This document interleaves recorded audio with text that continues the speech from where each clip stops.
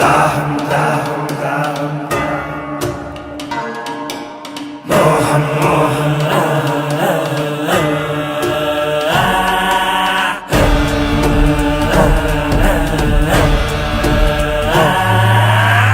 దాహం దాహం అధికార దాహం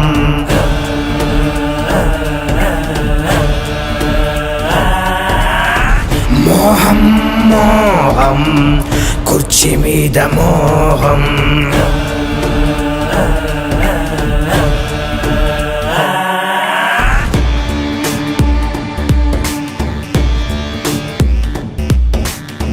మరిచింది రక్త సంబంధం ఆరింది పులి వెందుల దీపం పెరిగింది క్రోధం ఇది జగన్నాథ వ్యూహం ఇది బయటకి రాని చక్ర వ్యూహం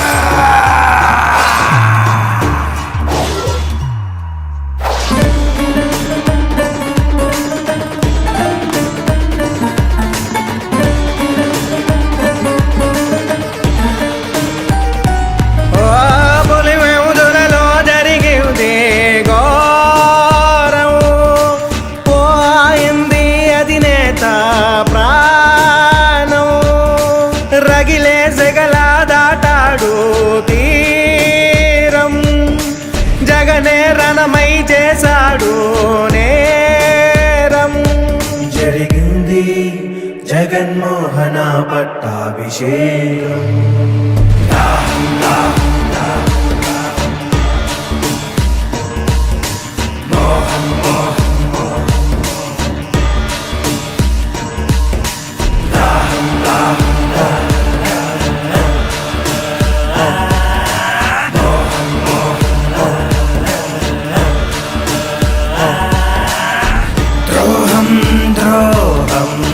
విశ్వాస ద్రోహం మదనం మదనం తెర వెనక మరణం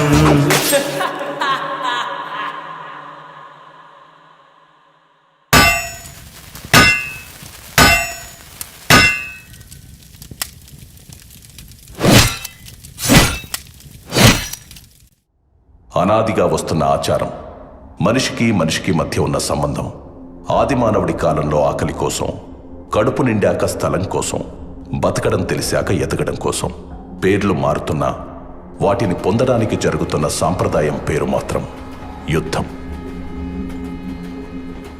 ఓసారి రాయలసీమ ప్రాంతంలో జనం దైవ సమానంగా కొలిచే ఓ రాజు.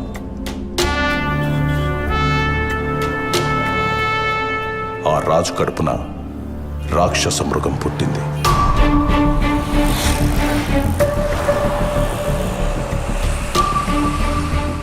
అది అధికార కాంక్షతో రగిలిపోతూ మంచి చెడు మర్చిపోయి తన మన భేదం లేకుండా మారణ హోమాన్ని తలపించే భీకర యుద్ధాన్ని సృష్టించి ఎదగడం ప్రారంభించింది. ఈ కథ మీకు అర్థం కావాలంటే ముందు మీకు పాత్రధారుల గురించి తెలియాలి. ఇది మన కథానాయకుడి వంశవృక్షం. ఎడుగూరి సందింటి ఫ్యామిలీ ట్రీ అంటే YS family tree. YS Venkatreddy అనే పెద్ద మనిషికి 2 భార్యలు. మొదటి భార్య లక్ష్మమ్మ, రెండో భార్య మంగమ్మ. మొదటి భార్యకి ఒకే ఒక కుమారుడు, ఆయనే చిన్న కొండారెడ్డి. రెండో భార్య మంగమ్మకు 4 మగబిడ్డలు, 5 ఆడబిడ్డలు. ఈ 4 ఒకడు రాజారెడ్డి. ఆయన భార్య జయమ్మ. వాళ్ళకి 6 మంది మగబిడ్డలు, 5 మంది ఆడబిడ్డలు. అక్కడ మొదటి భార్య కొడుకు చిన్న కొండారెడ్డికి కూడా 6 మంది మగబిడ్డలు, 5 మంది ఆడబిడ్డలు. ఇప్పుడు మన కథకి సంబంధించినట్టు రాజారెడ్డి కొడుకుల్లో ఒకరు ఆంధ్రప్రదేశ్ గర్వం రాజశేఖర్ రెడ్డి, ఇంకొకరు ఆయన తమ్ముడు వైఎస్ వివేకానంద రెడ్డి. అక్కడ చిన్న కొండారెడ్డి ఫ్యామిలీ నుంచి మన కథకి సంబంధించినట్టు ఆయన మగబిడ్డల్లో వైఎస్ భాస్కర్ రెడ్డి మరియు ఆడబిడ్డల్లో వైఎస్ సుగుణ. వీళ్ళిద్దరూ ఇంకో ఫ్యామిలీ నుంచి కుండమార్పిడి పెళ్లిళ్ళు చేసుకున్నారు. వైఎస్ భాస్కర్ రెడ్డి లక్ష్మమ్మకు పుట్టిన మగబిడ్డ వైఎస్ అవినాష్ రెడ్డి. అక్కడ వైఎస్ సుగుణ గంగిరెడ్డికి పుట్టిన ఆడబిడ్డ వైఎస్ భారతిరెడ్డి. ఇక్కడ మన అధినేత రాజశేఖర్ రెడ్డికి ఒక మగబిడ్డ, ఒక ఆడబిడ్డ. మగబిడ్డ పేరే వైఎస్ జగన్మోహన్ రెడ్డి, ఆడబిడ్డ పేరు వైఎస్ షర్మిల. ఆయన తమ్ముడు వైఎస్ వివేకానంద రెడ్డికి ఒక ఆడబిడ్డ, ఆమె పేరే వైఎస్ సునీత. వైఎస్ జగన్మోహన్ రెడ్డికి వైఎస్ భారతిరెడ్డినిచ్చి పెళ్లి చేశారు. వైఎస్ అవినాష్ రెడ్డి భారతికి మేనమామ కొడుకు. ఆయన రాజకీయ భవిష్యత్తు కోసం జరిగిన యుద్ధమే మన ఈ కథ.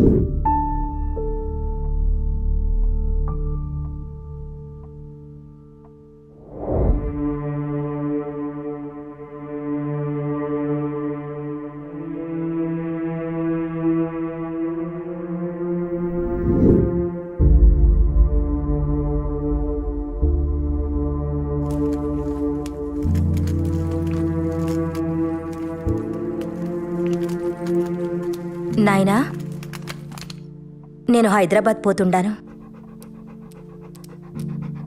ఇంకో 2 దినాలు ఉండిపోవచ్చుగా తల్లి. నాకు కూడా ఉండాలని ఉండాది నాయనా, కానీ హాస్పిటల్ నుండి కాల్స్ వస్తుండాయి. పిల్లలు కూడా నా కోసం ఎదురు చూస్తుండారు. సరే తల్లి, హాస్పిటల్ అంటుండా, దాని మీద ఎంతో మంది ప్రాణాలు ఆధారపడి ఉన్నాయి. ఎవరి ఆలస్యం వల్ల వాళ్ళకు అన్యాయం జరగకూడదు. పోయిరా తల్లి. ఎక్కువ ఆలోచించి మీ ఆరోగ్యం పాడు చేసుకోకండి. టైంకి మందులు తినండి నాయనా. సరే అయితే పోయొస్తాను నాయనా. ఆశీర్వదించండి. మంచిది, క్షేమంగా పోయిరా తల్లి.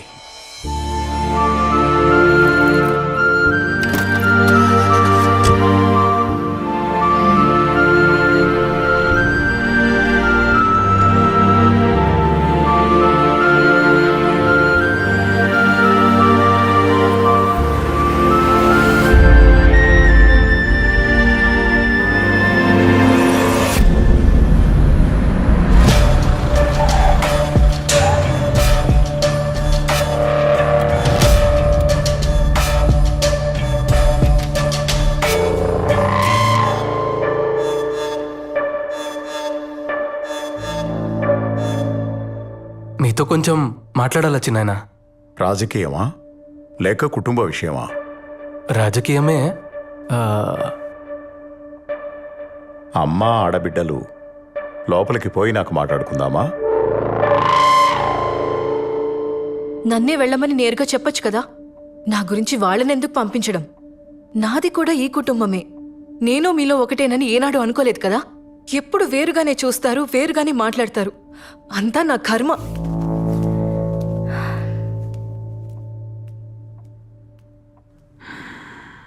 మేము కొత్త పార్టీ పెడతాండాం నాయన పేరు మీద.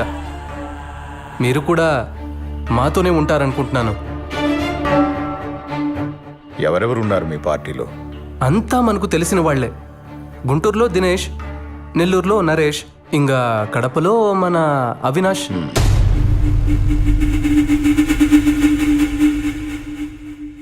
పులివెందుల రాజకీయం రాజారెడ్డి కుటుంబానికి మాత్రమే. ఈడ ఇంకెవడూ అడుగు పెట్టడానికి వీల్లేదు. ఏడున్న మందికి మంచి చేయాలని మేం పడ్డ కష్టం, చేసిన త్యాగం, కన్న కలలు మీకేమీ తెలీదు. తొందరపాటు నిర్ణయాలు తీసుకోకు. ఈ నియోజకవర్గం మన కుటుంబ కిరీటం, మర్చిపోకు. దీని గురించి మనం మళ్ళా అయినా మాట్లాడుకోవచ్చు లేచి నాయన. ఇంకో విషయం, మీ దగ్గరున్న మా నాయన భూమి నాకు ఇస్తే. మీ నాయన భూమా? ఇద్దరం కలిసి అంతా సంపాదించుకున్నాం. నా అన్న, నేను వేరువేరని ఎప్పుడూ అనుకోలేదు. అన్న భూమి కొంత నా పేరు మీద ఉన్నట్టే నా దుడ్డు కూడా చాలా వరకు ఆయన దగ్గర ఉండిపోయి ఉండాది. అయితే ఎప్పుడొస్తుంది మా చేతికి ఆ భూమి? ఎవరెవరికి ఏమేం రాసివ్వాలి? షర్మిలకు, విజయమ్మకు ఏం రాసివ్వాలి? నీకేం రాసివ్వాలి చెప్పు. ఇప్పుడే రిజిస్ట్రార్ ఇంటికి పిలిపిద్దాం. అంటే అది ఇప్పుడే ఇచ్చేయమని కాదులే చిన్నాయనా, నువ్వింకా ఉండనివ్వున్నావుగా. మెల్లగా అన్ని చూసుకుందాంలే. మనం పెట్టే కొత్త పార్టీకి నువ్వే పెద్ద దిక్కుగా ఉండాలి చిన్నాయనా. మిగతా చిన్న చిన్న విషయాలు, సీట్లు ఎవరికివ్వాలి, ఎవరిని ఎక్కడ నిలబెట్టాలి అనేవన్నీ నేను చూసుకుంటాను. మరి తొందరలోనే మీటింగ్ పెట్టి అనౌన్స్ చేసేయమంటారా? మీ నాయనకు నాకు రాజకీయ భవిష్యత్ ఇచ్చింది కాంగ్రెస్ పార్టీ. ఆ పార్టీని వదిలి నేనెక్కడికి రాలేను. ఆవిడకి ఎదిరిళ్లే ముందు ఒక్కసారి ఆలోచించుకో. ఎందుకంటే నువ్వు ఎక్కడెక్కడ ఏమేం చేశావో మీ నాయన కన్నా ఆవిడికే బాగా తెలుసు. నీ గతంలో ఉండే ఒక్క పేజీని బయటికి లాగిందంటే నువ్వు కూర్చుని కలగంటున్నది మొత్తం తలకిందులైపోతుంది. మీరు చెప్పిన వాటికల్లా భయపడుతూ ఉంటే ఉండే చోటు నుండి ఒక్క అడుగు కూడా బయటకేయలేం. అన్నిటికీ తెగించే పార్టీ పెడతాండా. అండగా ఉండాలనుకుంటే రండి, లేదంటే వెళ్ళొస్తానండి.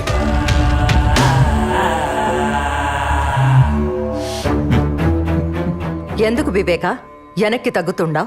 పార్టీ పెద్దగా నిన్నే ఉండమని అడుగుతా ఉండాడు కదా. నీకేమన్నా తక్కువ అయి ఉంటే చెప్పు.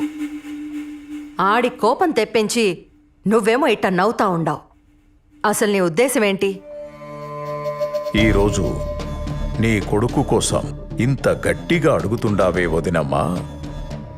వాడు నా మీద చెయ్యెత్తిన రోజు మాత్రం ఒక్క మాట కూడా మాట్లాడలేదే. నేను పార్టీకి పెద్ద దిక్కంట. సీట్లు ఎవరికివ్వాలో, ఎక్కడ ఎవరిని నిలబెట్టాలో వాడే నిర్ణయిస్తాడంట. వాడు ఈడికొచ్చింది నన్ను పార్టీలోకి పిలవడానికి కాదు. నేను పార్టీ పెట్టుకుంటున్నా వచ్చి చేరితే చేరమని చెప్పడానికి మాత్రమే. నా దారి వాడి దారి వేర్వేర్లే.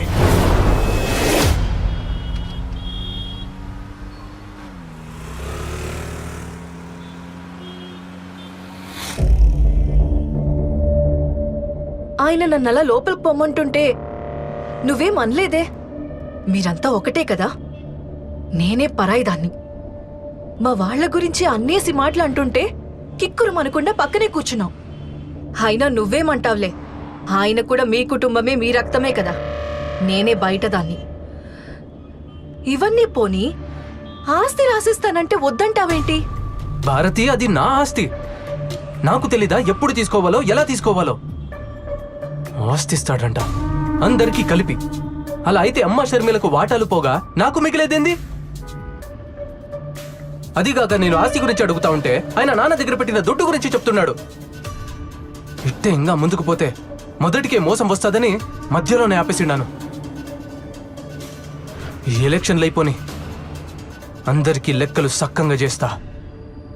ఎవరిని ఎక్కడ పెట్టాలో అక్కడే పెడతా. బావా, నీ తెలివిని కనిపెట్టడం చాలా కష్టం.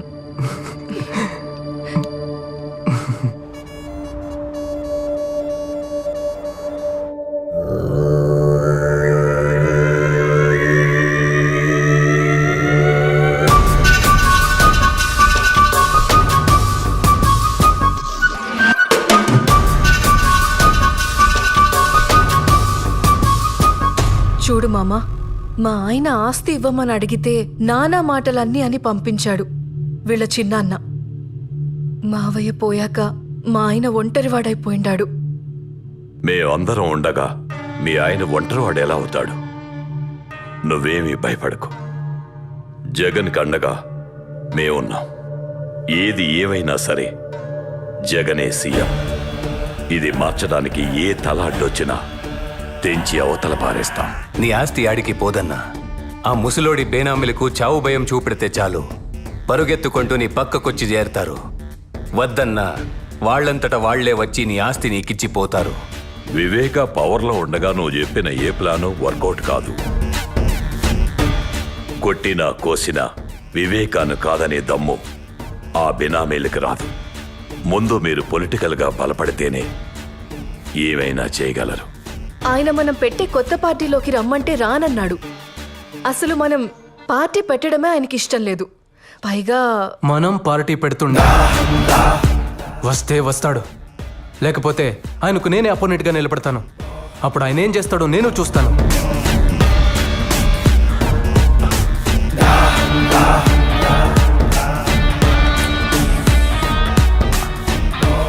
నువ్వు వివేకకి పోటీగా వెళ్తే అతనికి కోపం వస్తుంది. వివేక కోపం వాలికొన్న వరం లాంటిది. ఎదురుగా ఎవడున్నా సరే సగం బలం ఇట్టే లాగేసుకుంటాడు. జగనన్న ముందు వివేక ఎంత నాయనా? అయినా ఈ కడప రాజకీయం మనకేమైనా కొత్త? రాష్ట్ర రాజకీయానికి కడప రాజకీయానికి జింక పిల్లకి పెద్ద పులికి ఉన్నంత తేడా ఉంటాది. ఇది తెలియకే ఎంతో మంది నాయకులు చాలా తొందరగా చచ్చిపోయి ఉండారు. మన పెద్ద పులి రాజశేఖర్ రెడ్డి అంతటోడే. కడపలో నెగ్గాలంటే వివేక అవసరమై ఉండాడు. అది స్వయంగా ఆయనే ఒప్పుకున్నాడు. ఇప్పుడేం చేద్దామంటావు? ఏమి చేసినా విజయమే చేయాలా? మా ఆయన వల్లే కాలేదంటే ఆవిడెళ్ళి ఏం చేస్తుంది మామా? వివేకకి విజయం అంటే చాలా గౌరవం. ఆవిడ ఎలక్షన్లో నిలబడతాదంటే వివేక పోటీలో కూడా ఉండడు. దాహం దాహం అధికార దాహం. నియంతలా మారాలని ఒకడి రాజకీయ స్వార్థానికి సాయంగా దాన్ని మరింత బలంగా మార్చే దిశగా కొన్ని శక్తులు పనిచేయసాగాయి.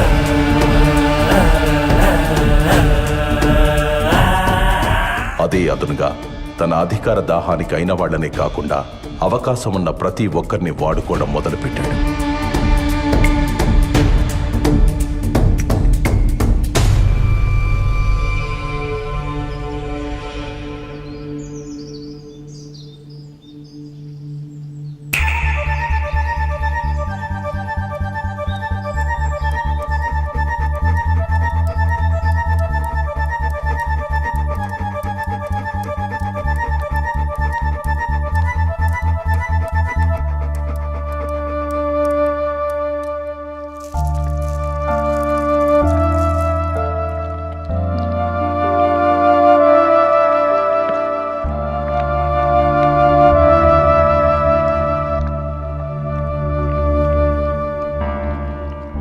ఏంటి వదినమ్మా ఇలా సడన్గా వచ్చారు? ఏదైనా మాట్లాడాలా? వివేక, ఆయన చనిపోయాక నువ్వు చాలా మారిపోయి ఉండావప్పా. ఆస్తి గురించి వస్తే కొడుక్కి షర్మిలకి నాకు సపరేట్గా ఇస్తానని చెప్పుండావు. జగన్ మనసు ఎంత బాధపడుండాదో తెలుసా? మాలో మాకే నువ్వు గొడవ పెట్టబోతుండావు. ఈరోజు నేను మీకో దుర్మార్గుడిలా కనిపిస్తుండానేమో, కానీ నా మాట మాత్రం మీరు మర్చిపోగాకండి. ఏదో ఒకరోజు మిమ్మల్ని ఇద్దరినీ ఆ జగన్ భారతి రోడ్డు మీద నిలబెడతారు.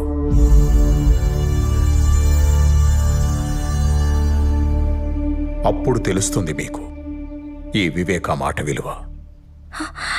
అలాంటి పరిస్థితి మాకెందుకు వస్తుంది చిన్నాయనా? లేనిపోని భయాలు ఎందుకు పెడుతున్నారు మాకు? పార్టీలోకి రా చిన్నాయనా. నువ్వు గాని పార్టీలోకి రాకుంటే మేమే నీకు ఎదురు నిలబడాల్సి వస్తుంది. అంటే నాకు పోటీగా నిలబడతారా మీరు? ఇది చెప్పిరమ్మని పంపినాడా జగన్ మిమ్మల్ని? నన్ను మీ అన్నలాగే చూసుకుంటానని చెప్పుండావు. అందులో ఏమాత్రం నిజం ఉన్నా నా కొడుకుని గెలిపిస్తానని నాకు మాట ఇవ్వు వివేక. అయ్యా, మేడం ఫోన్ చేశారు.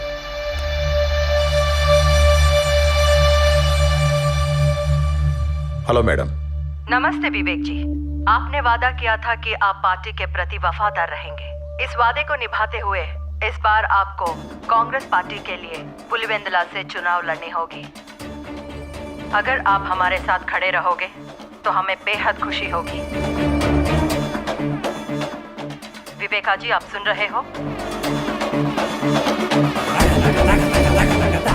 विवेका जी,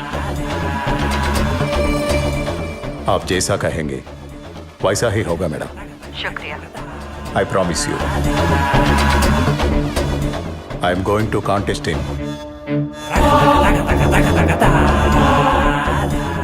Pulivendula constituency. Okay, madam. Thank you.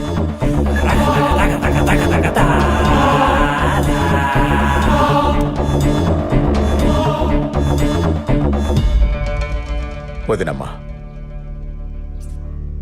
కాంగ్రెస్కి ఇచ్చిన మాట వెనక్కి తీసుకోలేను. అలాగని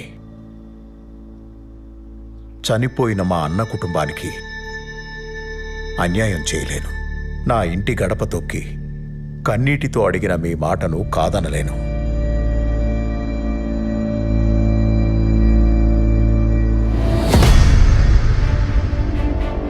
మీకు నేను మాటిస్తున్నాను, ఈసారి ఎలక్షన్లలో మీకు పోటీగా నేనే నిలబడతాను. కానీ మీరే గెలుస్తారు, గెలిపిస్తాను. దీన్నెవ్వరూ మార్చలేరు. ధైర్యంగా పోయిరామా. వివేకానందరెడ్డి ఇంట్లో చీమ చిటుక్కుమన్న శబ్దాన్ని కూడా అందరికంటే ముందు జగన్ చెవికి చేరవేస్తున్న గుంటనక్క ఎర్ర గంగిరెడ్డి.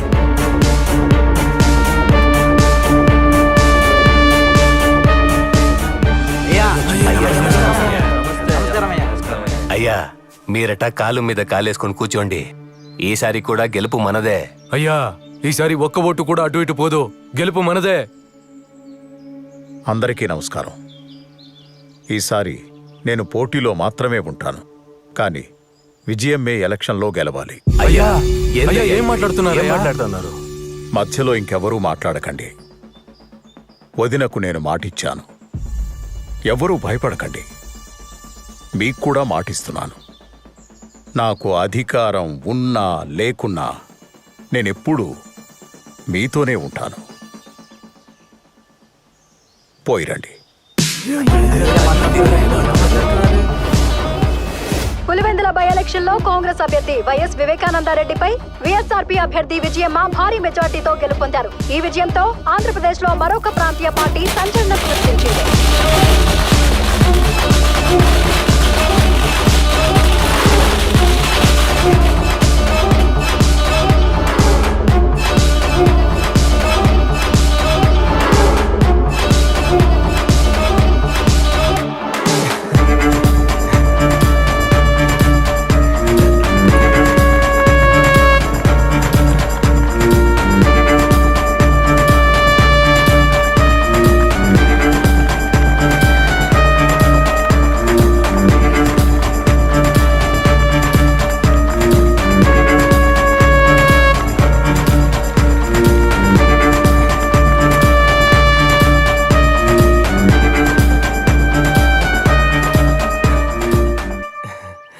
మనం గెలిచిండా నాయన, చాలా సంతోషంగా ఉండదు. ఈ టైంలో మీ నాయన ఉంటే ఎంత బాగుండునో గదా. మీ నాయన పొగోడికి మాటిచ్చినా పొరపాటును కూడా మర్చిపోయి ఉండేవాడు కాదు. వివేక కూడా అచ్చం ఆయనలానే ఉండాడు. ఇచ్చిన మాట నిలబెట్టుకుండాడు. ఒకసారి పోయి మీ చిన్నాయన్ని పలకరించొద్దామా? దేనికి? ఏం అవసరం లేదు. నువ్వు గెలిచింది ఆయన మాట మీద కాదు, మా కష్టం మీద. నాకు పనుండది, పులివెందుల దాకా పోయేస్తా.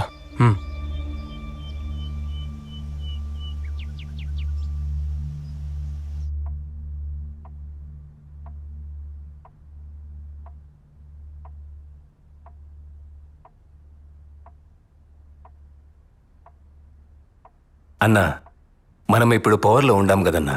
ఆ వివేక ఒంట్రోడయిండు. ఇప్పుడు వాళ్ళ పేనామిల్ని పిలిపించి ఆస్తి గురించి అడుగుదామా? వివేకాన్ని తక్కువ అంచనా వేస్తుండారు. మిమ్మల్ని గెలిపించాడు అంటే వాడు ఓడిపోయినట్టు కాదు. నాకు తెలిసినట్టు ఎమ్మెల్సీ ఎన్నికల్లో పోటీ చేస్తుండాడు. ఎమ్మెల్సీ ఎన్నికలు ఉంటాయని కూడా తెలియకుండానే రాజకీయాలకు వచ్చేసుండారా మీరిద్దరూ? ఉప ఎన్నికల్లో ఓడిపోయి డిపాజిట్ ను కాపాడుకున్న వైఎస్ వివేకానందరెడ్డిని వ్యవసాయ శాఖ మంత్రిని చేసిన ప్రభుత్వం గతంలో ఎమ్మెల్సీగా పనిచేసి పదవీ కాలం ముగియడంతో రాజీనామా చేసిన వైఎస్ వివేకానందరెడ్డిని ప్రభుత్వం మళ్లీ ఎమ్మెల్సీని చేసి వ్యవసాయ శాఖ మంత్రిని చేసింది.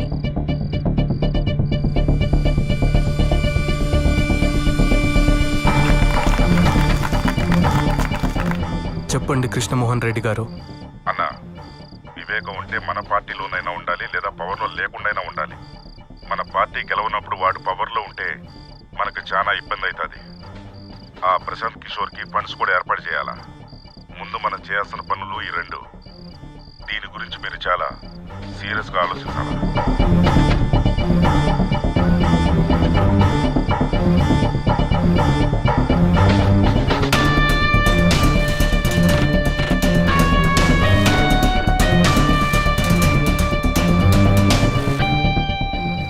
రెండు 2014 ఎలక్షన్ తర్వాత ఆంధ్రప్రదేశ్ రాష్ట్రంలో కాంగ్రెస్ కనపడకుండా పోయింది. అప్పుడు మనోడు మళ్లీ ఆట మొదలు పెట్టాడు.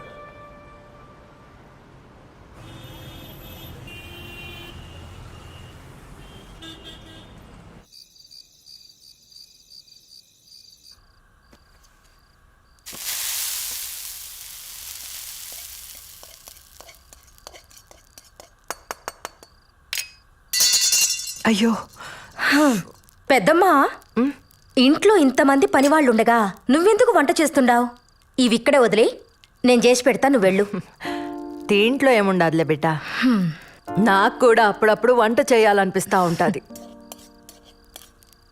కానీ ఇంట్లో వంట చేయడానికి నాకు నో పర్మిషన్. వాళ్ళు చేసి పెట్టిందే తినాలి తప్ప నన్నెవ్వరు ఏం చేయనివ్వరు. ఇలా ఎప్పుడో ఒకసారే అవకాశం వస్తుంది.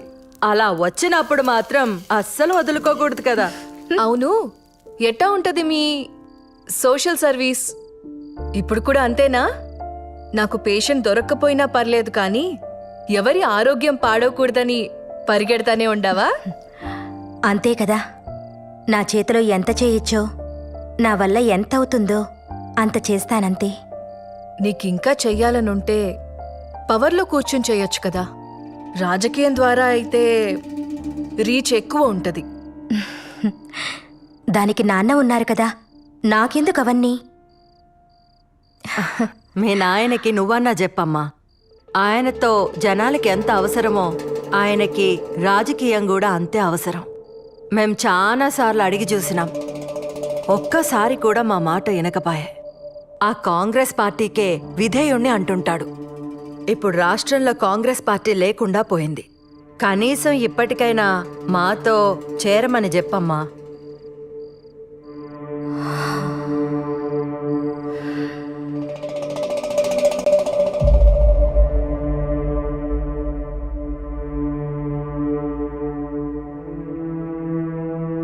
నాకు మరొక దారి లేదంటుండావా వదినా?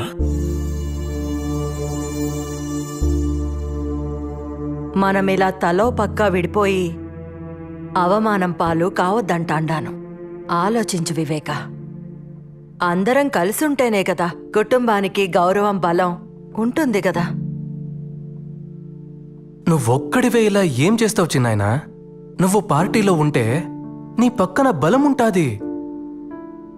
ఎప్పుడూ నాకు ఒంటరిగా పోరాడడం అలవాటై ఉండాది. నన్ను నమ్ముకున్న వాళ్ళకి కాస్త సాయంగా ఉంటే అదే చాలు.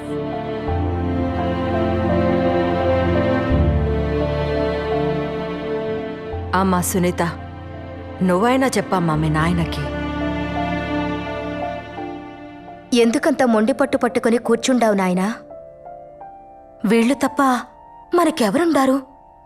ఏదైనా అందరూ కలిసే చేయండి, అది రాజకీయమైనా ఇంకేదైనా.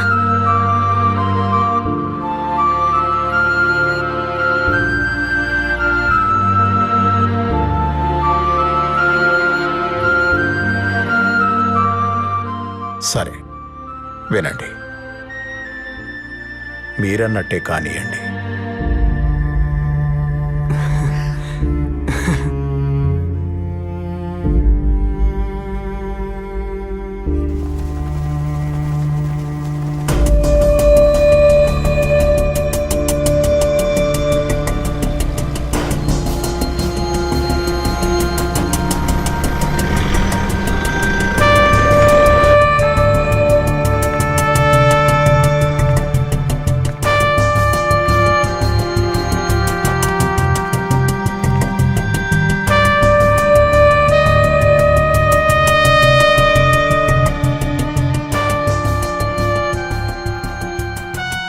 దేవుడి దయతో ఈరోజు వాతావరణం కూడా చల్లగా ఉంది.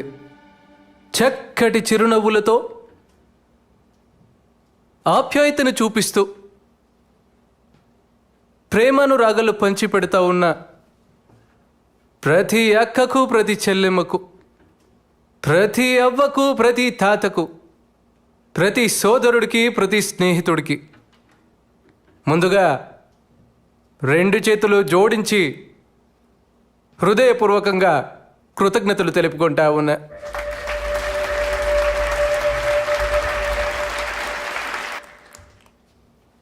తెలుగు వారి గుండెల్లో, తెలుగు రైతుల గుండెల్లో ఎప్పటికీ నిలిచిపోయే ఒక మహా వ్యక్తి, ఓ మంచి మనిషి వైఎస్ఆర్ గారు, నాన్నగారు.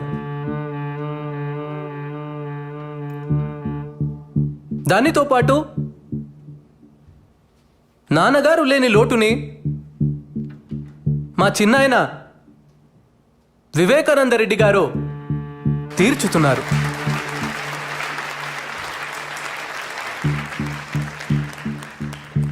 ఆయన మన పార్టీలో చేరడం వల్ల మనకు 1000 ఏనుగుల బలం వచ్చింది.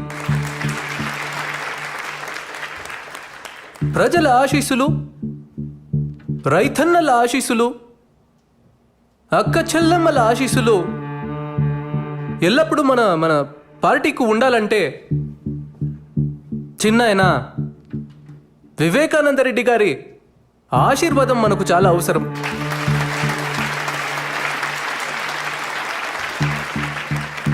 ఇప్పుడు మన పార్టీ గురించి, మన కర్తవ్యాల గురించి చిన్నాయన మీకందరికీ తెలియజేస్తాడు. ఈ 2 మాటలు చెప్పి నేను సెలవు తీసుకుంటా ఉన్నా. మా అన్న రాజశేఖర్ రెడ్డి బిడ్డ మన వైఎస్ జగన్ మంచి ఉద్దేశంతో పార్టీ పెట్టుండాడు. రైతులందరికీ అలాగే పేదలకు మంచి చేయాలని ఈ పార్టీ పెట్టుండాడు. ఈ పార్టీకి మా సపోర్టే కాదు, మీ అందరి సపోర్టు కావాలి.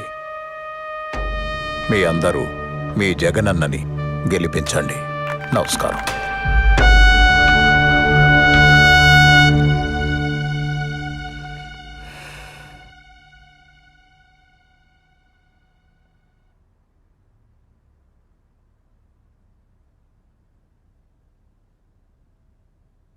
ఎమ్మెల్సీ ఎన్నికల్లో శివశంకర్ రెడ్డి నిలబెడదాం బావా.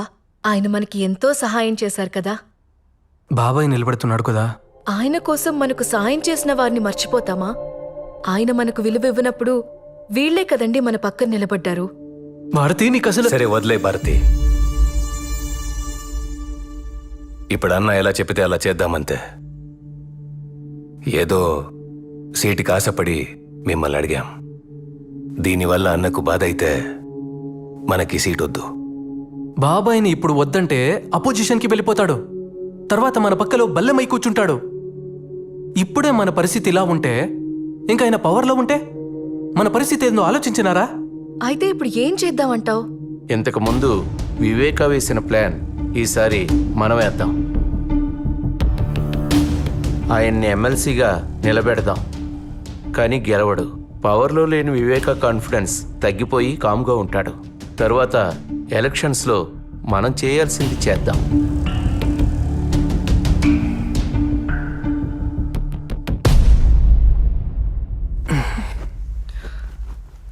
సరే కానివ్వండి.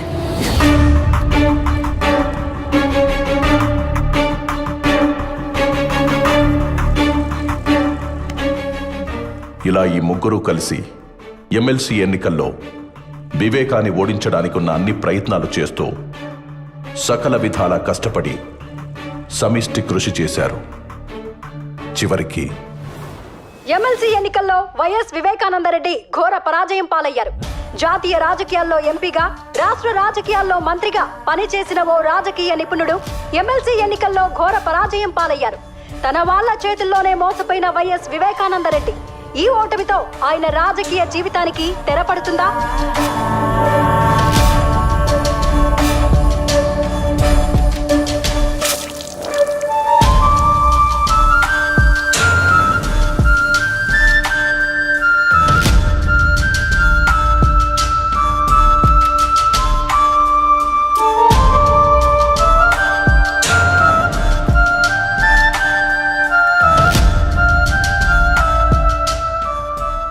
దశాబ్దాల రాజకీయ జీవితంలో వివేకాకు ఈ ఓటమి అతిపెద్ద అవమానమైంది. దీని గురించి చాలా ఆలోచించారు.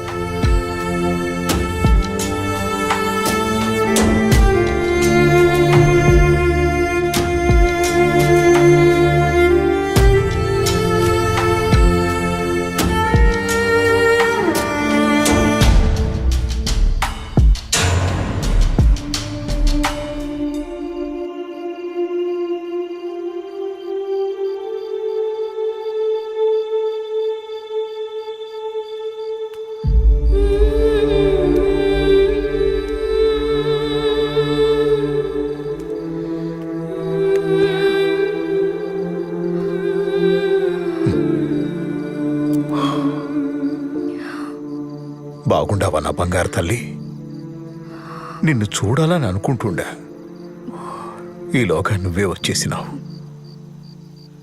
ఈ నాయన మనసు నీకెట్టా తెలిసిపోతుండాది బంగారు తల్లి? నేను చెప్పడం వల్లేగా నువ్వు ఓడిపోయినావు.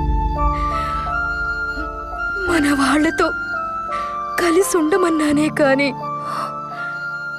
ఓడిపోమని కాదు నాయనా. ఎందుకో ఈ ఓటమిని చూడలేకపోతుండాను. అయ్యో పిచ్చి నా తల్లి, రాజకీయాల్లో ఓడిపోవడం గెలవడం సహజమే. ఇప్పుడు ఓడిపోయాను, ఇంకోసారి మళ్ళీ గెలుస్తాను. జనాల్లోకి పోయి తిరుగుతాను, ఎక్కడ తప్పు జరిగిందో తెలుసుకుంటాను. నీకోసం వచ్చే ఎన్నికల్లో తప్పకుండా గెలుస్తాను.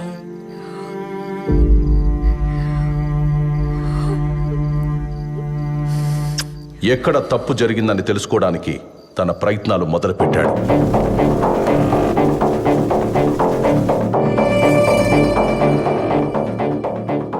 తన ఇన్నేళ్ల రాజకీయ అనుభవంతో వివేక తన ఓటమికి కారణాలు కనుక్కున్నాడు.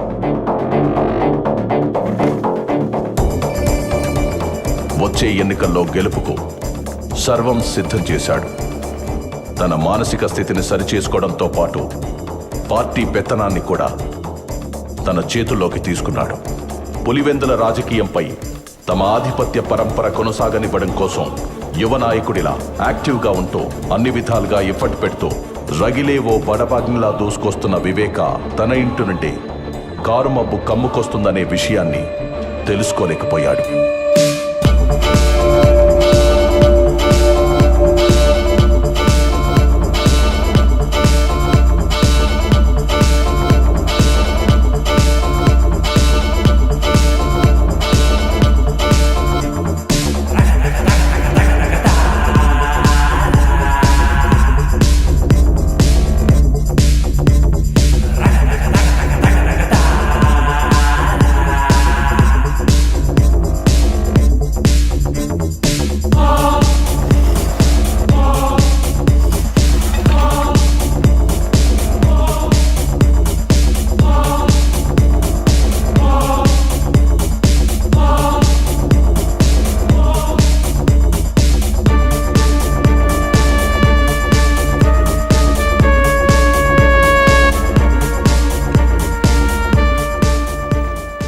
రోజులు గడుస్తున్న కొద్దీ పార్టీలో వివేకా చరిష్మా పెరిగి అది తన రాజకీయ భవిష్యత్తుపై ప్రభావం చూపుతుందనే భయం మొదలైంది.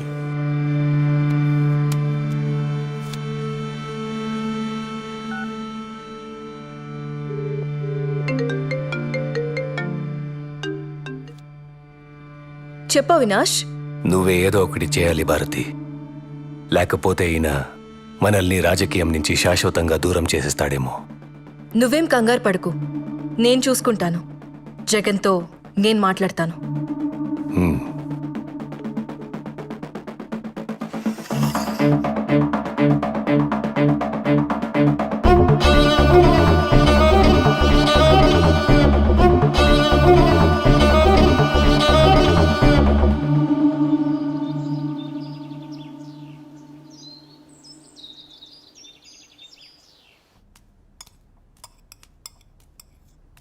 మీతో కొంచెం మాట్లాడాలి చిన్నమామ.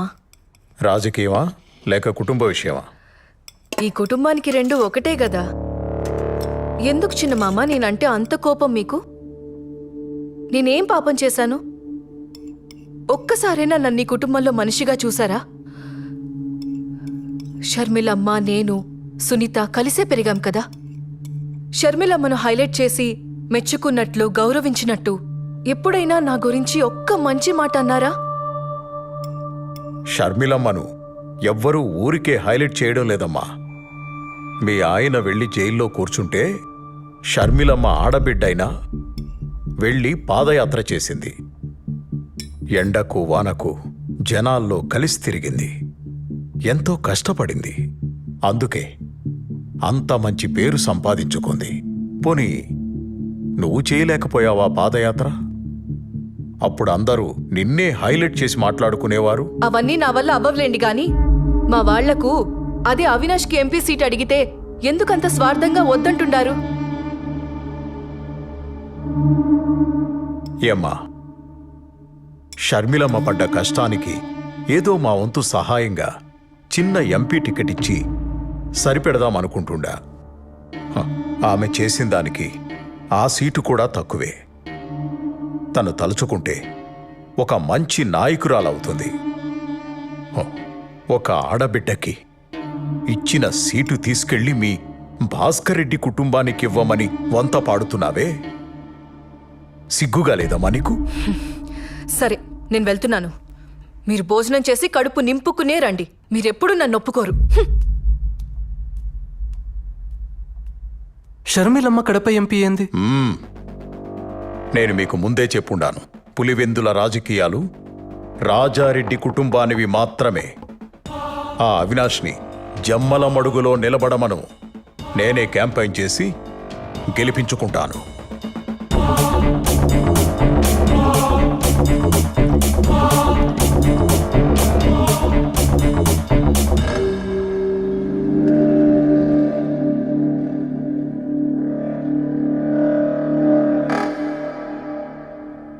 ఏమంటున్నాడు? మా వాడికి సీట్ ఇవ్వడు, అంతే కదా? వదిలే భారతి, మేం మీతో ఉండేది సీటు కోసం కాదు, జగనన్న మీదున్న ప్రేమతో. అన్నా, నీకు కష్టం వచ్చినప్పుడు మా చేతనైంది చేసిండాం. నువ్వు నాకు సీట్ ఇచ్చినా లేకపోయినా మేమెప్పుడూ నీ పక్కనే ఉంటాం. నీ మంచితనం జగన్కి ఇంకా అర్థం కావడం లేదులే బావా. వాళ్ళ బాబాయ్ చేతిలో కీలు బొమ్మలా ఆడుతాండాడు. జగన్ బాగు కోసం మనం ఆలోచిస్తా ఉంటే ఈయనేమో వీళ్ళ బాబాయ్కి సపోర్ట్ చేస్తా ఉండాడు. ఆవిడ పాదయాత్ర చేసిందంట. ఆవిడ మీదే మన రాజకీయ భవిష్యత్తు ఆధారపడి ఉండాదంట. కాసేపు నువ్వు గమ్మునుంటావా? ఏం చేయాలో ఏం చేయకూడదో నాకు తెలుసు. ఈడ ఎవరు పాదయాత్ర చేసినా జనం వచ్చింది మాత్రం నా ముఖం చూసి. ఊరుకుంటే ఏదో మాట్లాడుతుంది.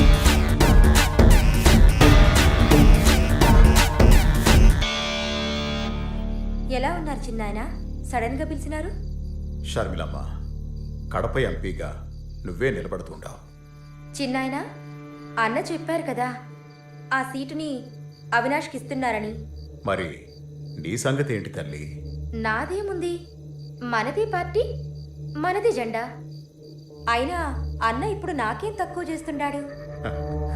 అది కాదు తల్లి, పార్టీ మనదనుకోవడం వేరు, పార్టీ పవర్లో మనం ఉండడం వేరు తల్లి. నాకేం తెలుసు చిన్నాయన ఈ రాజకీయాలన్నీ. నీకేమీ తెలియకుండానే పాదయాత్ర చేసినావా? జైల్లో ఉన్న మీ అన్నని జనాలు నమ్మేటట్టు చేసినావా? వాడి మీద పడ్డ మచ్చని చెడ్డ పేరుని పోయేలా చేసినావా? అసలు పార్టీకి ఇన్ని సీట్లు రావడానికి, ఇంత నమ్మకం ఉండడానికి అది నీ పాదయాత్ర ఫలితం తల్లి. నా అన్న రాజశేఖర్ రెడ్డి బిడ్డగా జనం వాడిని చూడడం. పాదయాత్ర ఎవరు చేసినా జనం వచ్చింది మాత్రం వాడి మొహం చూసనుకుంటున్నాడు. ఎప్పటికైనా వాడికి సరిపోటి నువ్వే తల్లి. నీకు రాజకీయం తెలియకే, అది నీ రక్తంలోనే ఉండాది. మనం అనుకుని నిలబడతాననుకుంటే అన్న బాధపడతాడు చిన్నాయన. అన్న నుంచి ఈ మాట వస్తే ఖచ్చితంగా నిలబడతాను. షర్మిలమ్మ, నేను బతికుండగా నీకో దారి చూపాలనుకుంటున్నాను. మీ నాయనకు కూడా తెలుసు జగన్ ఎలాంటివాడో. అందుకే వాణ్ణి ఎక్కడ ఉంచాలో అక్కడే ఉంచాడు. అది నీకు తెలిసేపాటికి నేను ఉంటానో లేదో తెలీదు.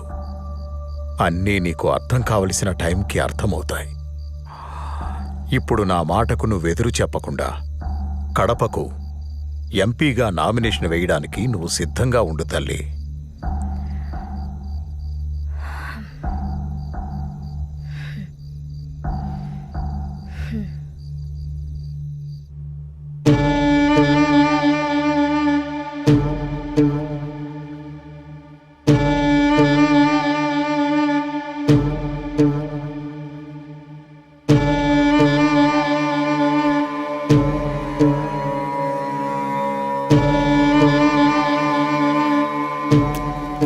ఈసారి ఎలాగైనా మనం గెలవాలి జగన్ గారు.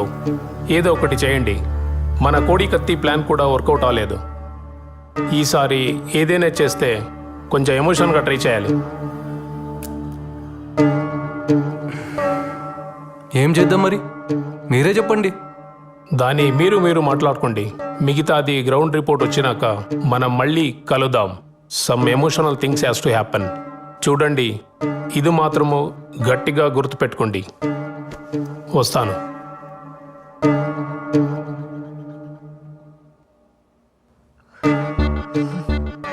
పార్టీ నీది, పెత్తనం ఆయనది. నీకింకెలా చెప్తే అర్థమవుతుందో కూడా నాకు తెలియడం లేదు.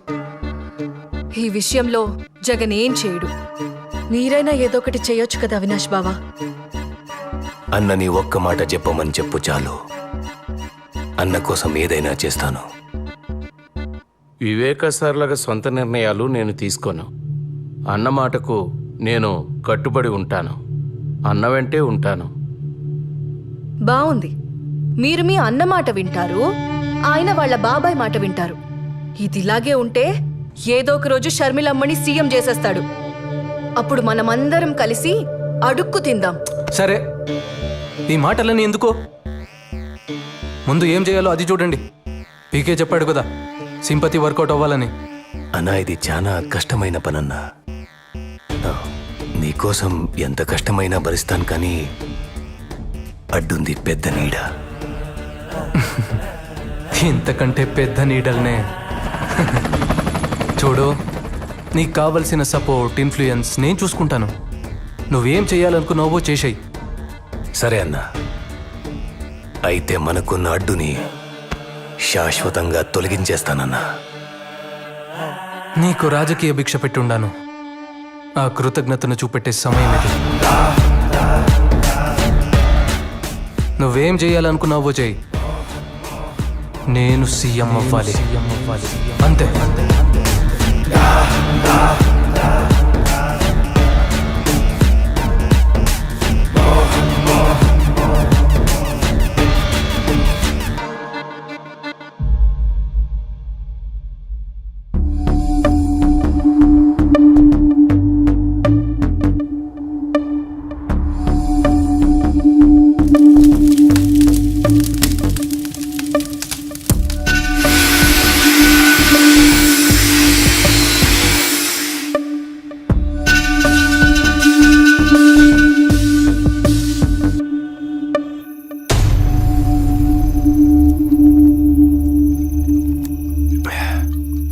దస్తగిరి అంతా రెడీ కదా?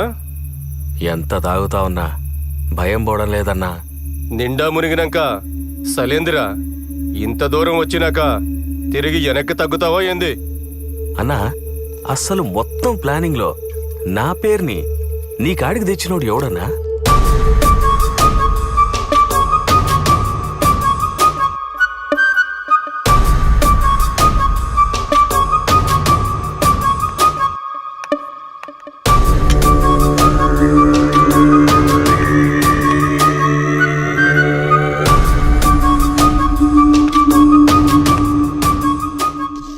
ఏంది నాయన ఇంత కూల్గా ఉన్నావు? అప్రూవల్ వచ్చిండాదిగా, ఏం ప్లాన్ చేసిండావు? ఇన్నాళ్ళు పులివెందులకి పోతురాజులా నిలబడి మన పని ప్రతి దానికి అడ్డుపడుతుండేవాడు. ఇప్పుడు ఆ పోతురాజుని పులివెందల నుండి నేరుగా పైకి పంపిస్తున్నా. అది నాయన మగోడి మాట మాట్లాడినావు. ఇంతకీ ఎలా చేపిస్తుండావు? ఎవరితో చేపిస్తుండావు? ఇది చేయడానికి బయట వాళ్ళని తీసుకొచ్చినా లేదా మనాళ్లతోనే ముందుకెళ్ళినా ప్రాబ్లం మనకి. ఇంకా మనాళ్లలో వివేకాన్ని చంపే మగాడు ఎవడైనా ఉండాడనుకుంటున్నారా? ఒకవేళ చంపినా ధైర్యంగా తిరగలేక దొరికిపోతాడు. ఇది సక్కంగా అనుకున్నది అనుకున్నట్టుగా అవ్వాలంటే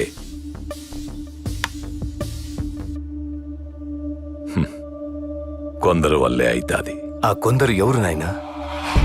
ఒకటి, ఆయన గురించి అంతా తెలిసే ఉండాలా, ఆయన పక్కనే ఉండాలా, ఆయన మీద పగ పీకల దాకా ఉండాలా.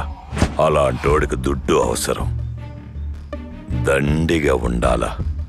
అలాంటోళ్ళు మనకి ఏడ దొరుకుతారో? ఏడా వెతకనవసరం లేదు, అందరూ మన చేతుల్లోనే ఉండారు. మొదటివాడు ఆయనతోనే తిరుగుతా మనకు సాయం చేసే ఎర్ర గంగిరెడ్డి. బెంగళూరు సెటిల్మెంట్లో వివేక గంగిరెడ్డి వాటాను కూడా వాళ్ళకే ఇచ్చేసి మంచి పేరు తెచ్చుకున్నాడు. ఈడేమో ఆయన మీద పగ పెంచుకున్నాడు. ఇక రెండోవాడు దస్తగిరి. వివేక వీడిని నానా మాటలని అందరి ముందు అవమానం చేసి బయటకు తోసేసి ఉంటాడు. ఇప్పుడు వీడికి వివేక మీద కోపం ఉంది, దుడ్డు అవసరం ఉండాది. వీళ్లతో పాటు మన సునీల్ యాదవ్, ఉమాశంకర్ రెడ్డి, నేను కూడా ఉంటాను. దస్తగిరిని దారిలోకి తెచ్చి మిగిలినంత సునీల్ యాదవ్ చూసుకుంటాడు. ప్రేమ చూపినారు, అయిన వాళ్ళే వెన్నుపోటు పొడిచినారు, కుట్ర పొందినారు, విషము చిందినారు, కలియుగా నాశకులై చేరినారు. నమ్మించి మోసం చేసే వాళ్ళ అస్త్రం ఇది, ఆ నలుగురి కుట్రం.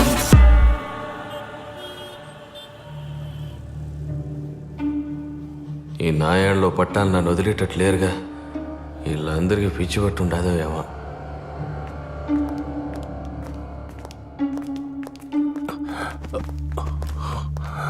కూర్చోండి కూర్చోండి. నమస్తే సార్.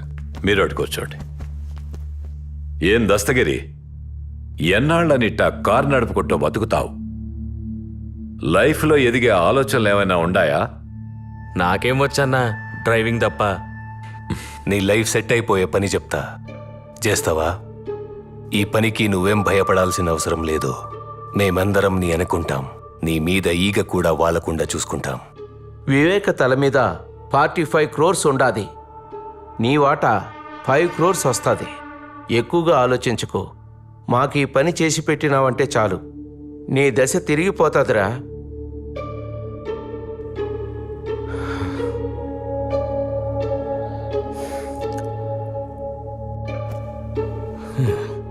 పిచ్చిగారి పట్టినదో ఏమేమో మాట్లాడుతున్నాడు. సునీల్, ఆడి పని చేస్తాడంటావా?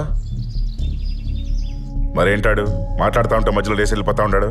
ఆడిని నేను ఒప్పిస్తానన్నా. ఏమి ఆడంత బతిమాలుకోవాలనా? ఆడు లేకపోతే మనం ఈ పని చేయలేమా? చెయ్యలేము.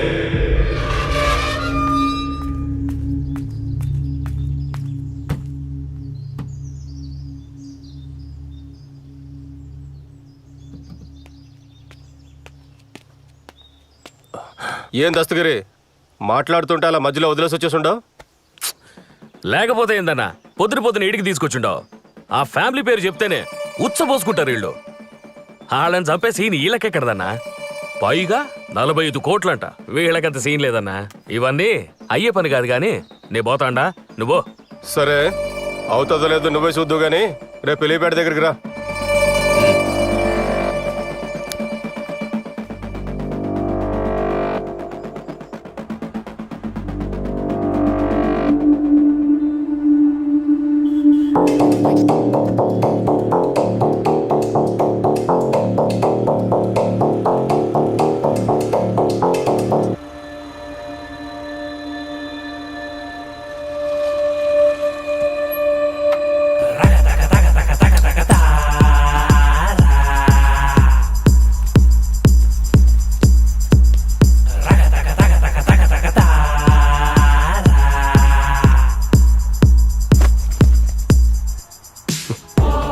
చూసుండవా?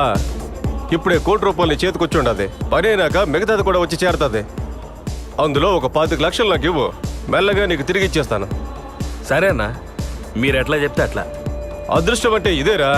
నిన్నటి దాకా నేను పోస్తే గానీ నువ్వు మందు తాగేటోడివి కాదు. ఈ రోజు నాకే అప్పిచ్చే స్థాయికి వచ్చేసినావు. లైఫ్లో ఎదగాలంటే అప్పుడప్పుడు ఇట్లాంటి రిస్క్ తీసుకోవాలబ్బా. ఇప్పుడు చెప్పు, వాళ్ళకంత సీన్ ఉండదో లేదో? అన్నా, ఈ పని నేను ధైర్యంగా చేయాలంటే ముందు నాకెందులో ఆ మెయిన్ హెడ్ ఉండాడో లేదో నాకు తెలియాలి. అది కూడా చూద్దు గానీ రెడీగా ఉండు. సరే పద.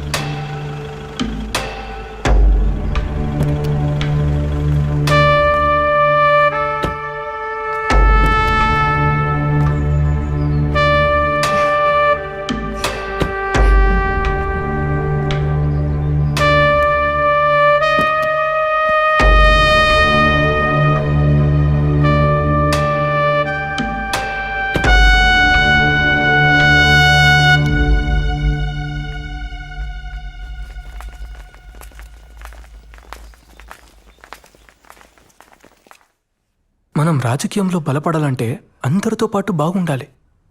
అవును, వాళ్ళని నువ్వే రమ్మన్నావా? అవినాష్ చెప్తాడు. అవినాష్ అన్నా, వాళ్ళు చిన్న మనుషులు కదా, ఇక్కడేం చేస్తున్నారు?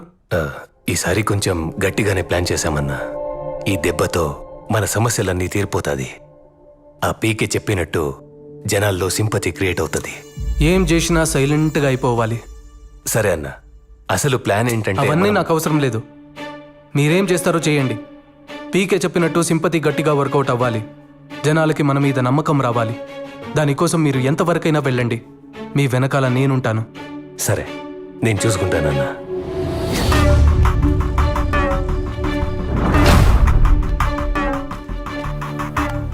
ఏంటయ్యా దస్తగిరి, ఎప్పటికైనా నమ్ముతుంటావా? ఈ పని చేస్తావా? చేస్తానన్నా, నేనే చేస్తాను. అన్నా, నేను మిమ్మల్ని గట్టిగా నమ్ముతా ఉంటానన్నా. ఈ పని నేనే చేస్తానన్నా.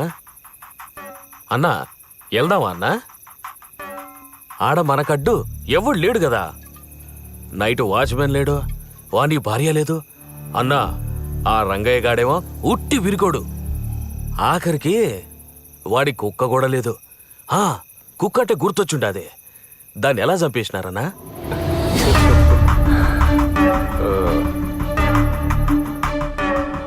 ఎప్పుడైతే మేము ఈ ప్లాన్ అనుకున్నామో అప్పటి నుంచి ఆయన ఇంటి చుట్టూ నిఘా పెట్టినాం. అప్పుడు మాకు అర్థమైంది ఏంటంటే ఆయన కోసం ప్యానం ఇచ్చే ఒక పవర్ఫుల్ కుక్క ఉందని.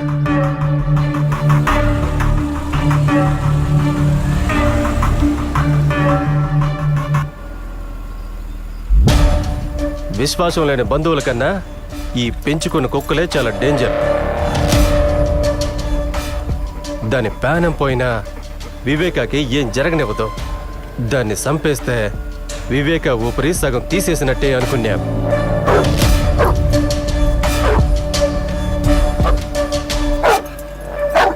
రాజు, ఏంట్రా, ఏమైంది నీకు? ఇంతలా అరుస్తున్నావేంటి? ఏయ్ రాజు, రాజు, ఏమైందిరా?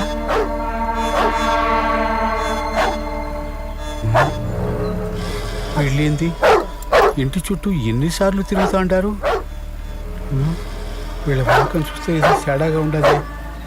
చూడ్డానికి దొంగల్లా కనిపిస్తున్నారే.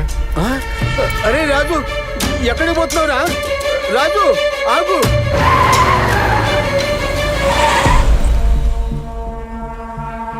ఈ ఇంట్లో ఉన్న అంతమంది ఒక లెక్క అయితే ఈ కుక్కే ఒక లెక్కగా కనిపిస్తుండది. అవునన్నా, నువ్వు చెప్పే మాట నిజం.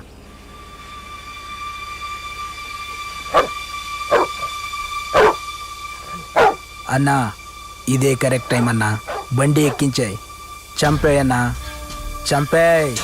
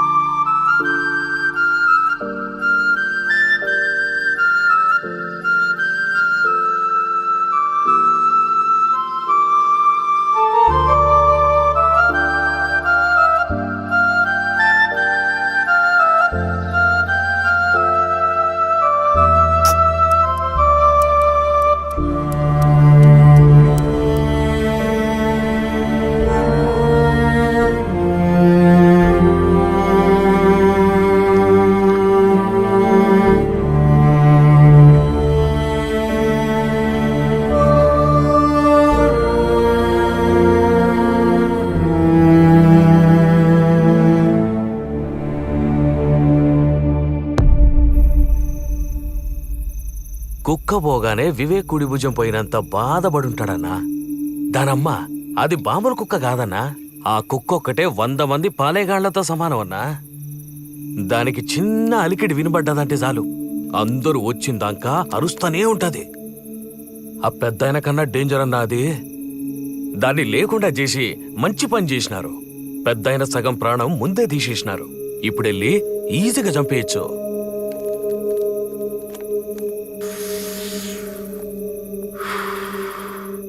వేయడానికి గొడ్డలి మాత్రం మంచి తెచ్చుండవురా. ఏం మంచిదో పోన్నా.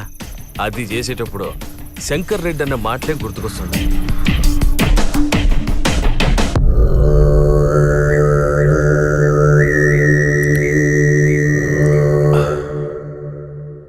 మీరు చేసేది సైలెంట్గా అయిపోవాలా?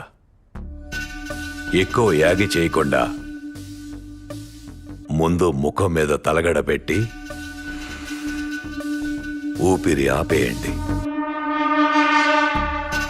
సునీల్ అన్న, అనుకున్నది పక్కాగా చేసి రండి. మధ్యలో ఆపేసి మాత్రం రాకండి. అన్నీ 1కి 2 సార్లు చెక్ చేసుకున్నాకే దిగండి.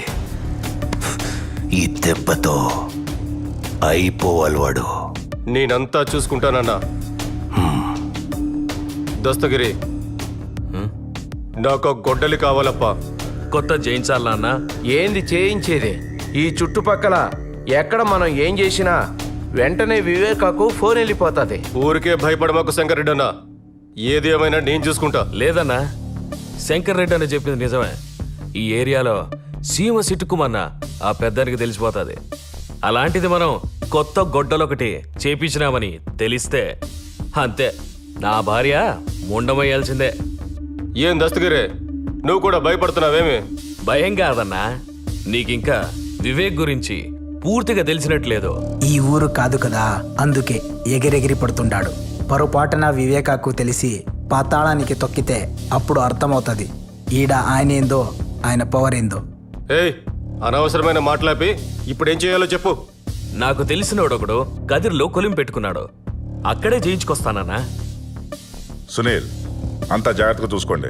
నేను రేపు వివేక చేసే క్యాంపెయిన్ దగ్గరికి వెళ్తాను. అక్కడి నుంచి మీకు అప్డేట్ ఇస్తూ ఉంటాను. సరే.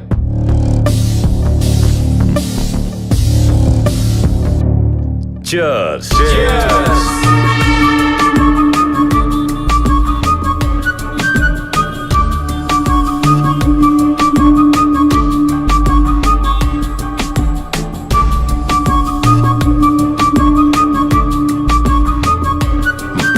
నమస్కారం. నమస్కారం.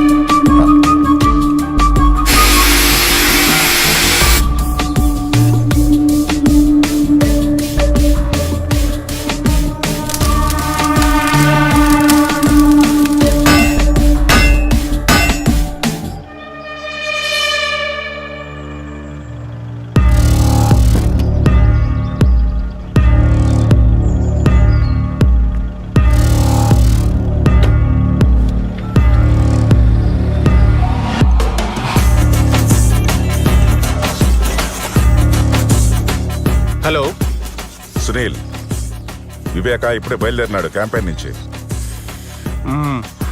ఓకే, ఇక్కడంతా నేను చూసుకుంటా.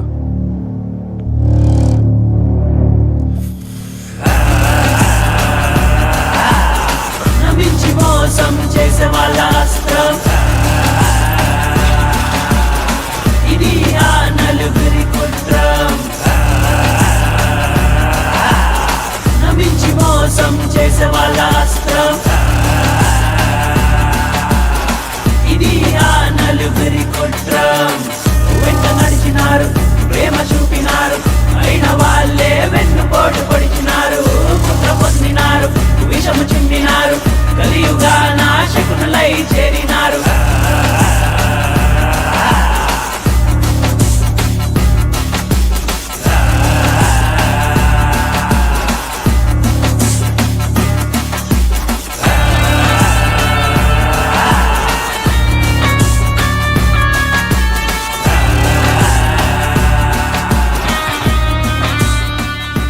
హలో సునీల్, ఏమై ఉండదు? అంతా ఓకేనా? దస్తగిరి కదిలికిపోయినాడు. గొడ్డలు తీసుకొస్తున్నాడు.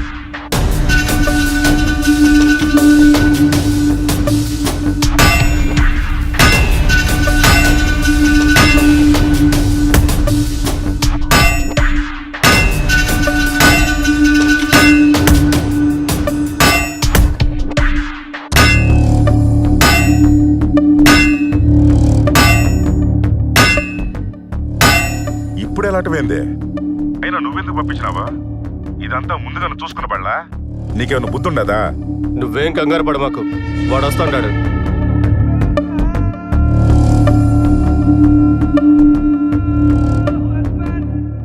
నువ్వు వాడు అప్డేట్ ఇస్తే చాలు. అది కాదు సునీల్. ఛ!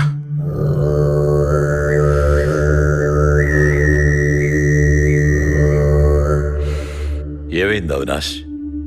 ఎంతవరకు వచ్చింది? నాయనా, మనోళ్ళు ఆల్రెడీ అక్కడే ఉన్నారు. మనం కాసేపు కామ్గా వెయిట్ చేస్తే వాళ్ళ పని వాళ్ళు చేసుకొని వస్తారు. మీరు రిలాక్స్గా ఉండండి. ఇంతకీ అన్న ఏమంటున్నాడు? నవీన్ ఫోన్కి అప్డేట్స్ ఇవ్వమన్నాడు. జాగ్రత్తగా మెదడు వాడండి. ఏం చేసినా ఊరికే ఒకదానికొకటి చేసుకొని నెత్తి మీదేసుకోబాకండి.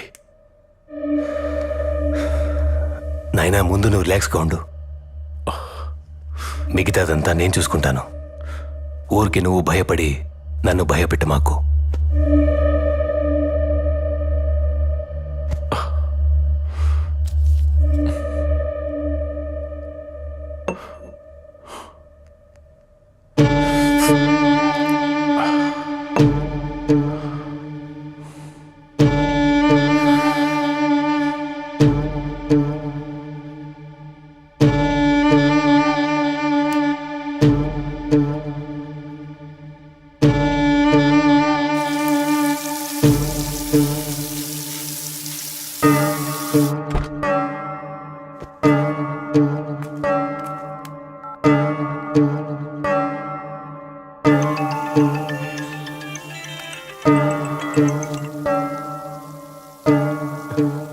హలో, వచ్చినాడా దస్తగిరి? ఇంకా రాలేదు. ఇక్కడంతా బాగానే ఉంటుంది. చెప్పాను కదా, నేను అన్నీ చూసుకుంటాను. మళ్ళీ మళ్ళీ ఫోన్ చేసావంటే వాడికన్నా ముందు నిన్నేసేస్తా. గమ్మునాడిని ఏడుకు తీసుకురా. అది కాదు సునీల్, ఆ మాట పూర్తిగా వినకుండా కట్ చేసినాడే.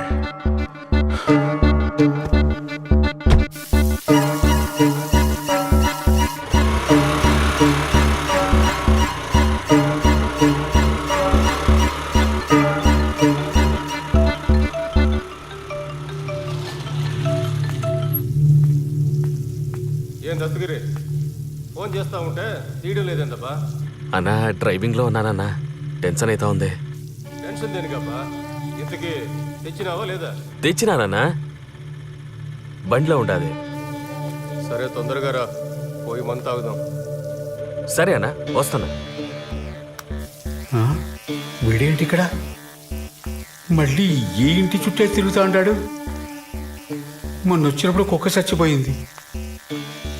వీళ్ళంతా మళ్ళీ తిరుగుతున్నారంటే ఇంకేం ఘోరం జరగబోతాండాదో.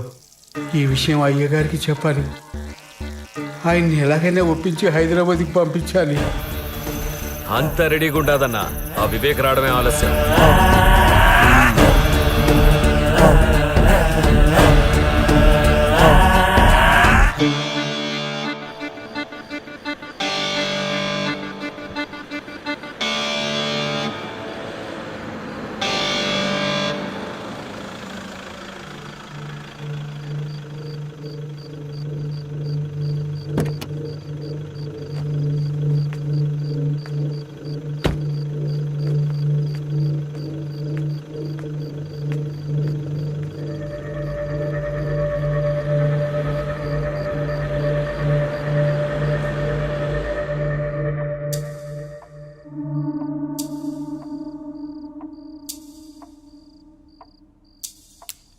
అయ్యా, డ్రైవర్ని పిలిపించి హైదరాబాద్కి వెళ్ళిపోండి అయ్యా. ఏమైందిరా? అయ్యా, మన కుక్క చనిపోయిండది కదా, అది మంచి శకునం కాదు. ఇంట్లో ఏడ చూసినా భయం వేస్తుంది. పైగా అమ్మగారు, వాచ్మెన్ ఎవరూ లేరు. మీరు కూడా హైదరాబాద్ వెళ్ళిపోండి అయ్యా. ఈ ఒక్కసారి నేను చెప్పేది వినండి అయ్యా.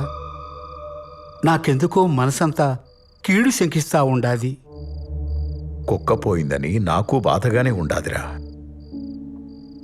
అది అపశకునమే కావచ్చు, కానీ దానికి మనమేం చేస్తాం? అది కాదయ్యా, నా మాట విని హైదరాబాద్కి వెళ్ళిపోండి అయ్యా. యాడికి రాపోయేది? పులివెందులలో, పైగా నా ఇంట్లో. నాకు భయమేందిరా? నన్నెవడేం చేస్తాడు? హో, నువ్వు దిగులు పడకుండా పోయి పడుకో. అది కాదయ్యా. నువ్వు వెళ్ళి పడుకోరా, నేను చూసుకుంటానుగా. రంగయ్య, అయ్యా, ఆ తలుపు తెరిచిపెట్టుండు. గంగిరెడ్డి వస్తా అన్నాడు. గంగిరెడ్డా? ఇప్పుడా? ఈ టైంలో గంగిరెడ్డితో పనేందయ్యా? ఏంటి రంగయ్య, ఈరోజు ఎంత మాట్లాడుతుండావు? ఆ గంగిరెడ్డికి ఏదో పని ఉండదంట, మాట్లాడడానికి వస్తుండాళ్లే. అయ్యా, గంగిరెడ్డిని రేపు రమ్మని చెప్పండి అయ్యా. ఈరోజు ఇంటికి పొమ్మనండి. నువ్వు ఆలోచించకుండా తలుపు తెరిచిపెట్టి వెళ్ళి పడుకో. నాకేం భయం లేదులే, నేను చూసుకుంటానని చెప్తా ఉండా కదా. పో. సరేనయ్యా.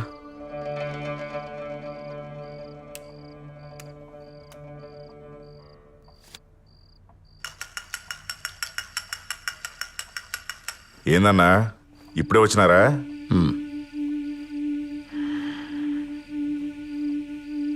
కూర్చో. ఏంది గంగిరెడ్డి, అర్జెంటుగా మాట్లాడాలన్నావు? చెప్తానన్నా.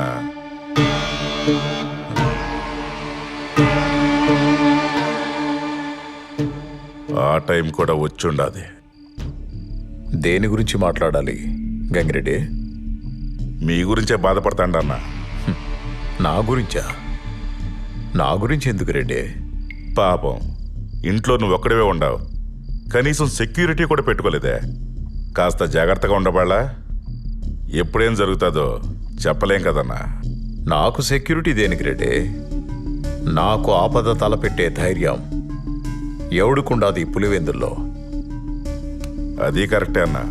మీరు పొద్దున్నుంచి క్యాంపెయిన్ చేసి అలసిపోయి ఉంటారు. మీరు పోయి స్నానం అది చేసి రండి. నేను ఏడ్నే ఉంటాను, తర్వాత మాట్లాడుకుందాం.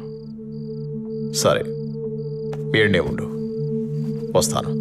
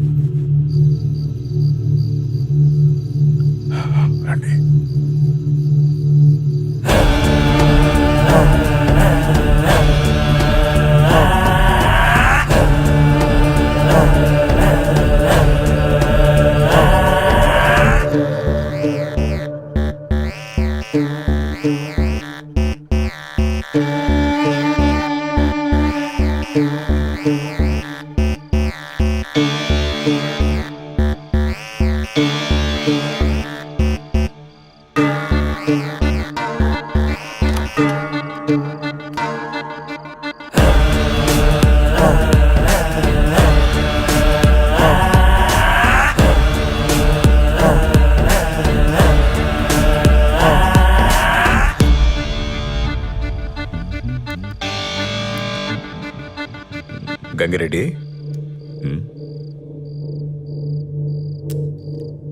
ఈ టైంలో వీళ్ళేంటి ఇక్కడ? అదేనా, ఆ బెంగళూరు సెటిల్మెంట్ గురించి మాట్లాడదామని వచ్చుంటారులే. మీరే కంగారు పడకండి అన్నా, అంతా నేను చెప్తాలే కానీ మీరు వచ్చి కూర్చోండి అన్నా. ఆ సెటిల్మెంట్ పంచాయతీ ఎప్పుడూ అయిపోయింది కదా.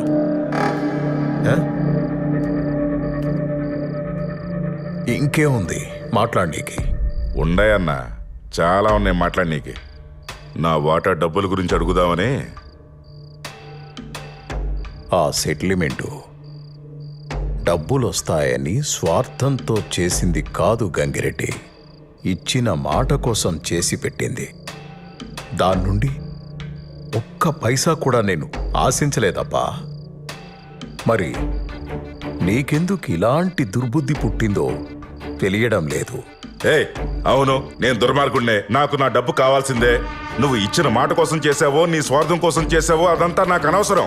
నా డబ్బు నాకు కావాలి. ఎన్నిసార్లు చెప్పాలయ్యా నీకు? అర్థం కావట్లేదా? ఇది డబ్బుల కోసం చేసింది కాదు. దీని గురించి మర్చిపో.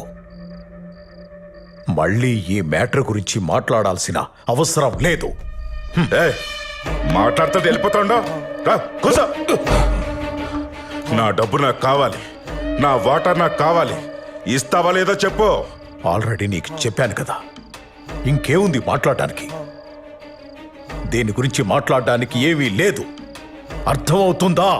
అవదో, నాకు అర్థం అవ్వదు. నా వాటా నాకు కావాలి అంతే. ఇస్తావా లేదా చెప్పు. నా దగ్గర డబ్బు లేదు, నేనివ్వను. ఏంట్రా మాటలతో చెప్తే అర్థం కదా, చేతులతో చెప్పాలా? నువ్వు సెటిల్మెంట్ ని డబ్బు కోసం చేసావో దేనికోసం చేసావో మాకు తెలుసు. మా డబ్బు మాకు కావాలి, ఇస్తావా లేదా? సునీల్, వాణ్ణి అంత టార్చర్ పెట్టాల్సిన అవసరం లేదు. ఆడికి ఆల్రెడీ స్టంట్ వేశారు. కిందికి లాగి గుండె మీద 2 గుద్దు, ఊపిరి అలాగే ఆగిపోతుంది.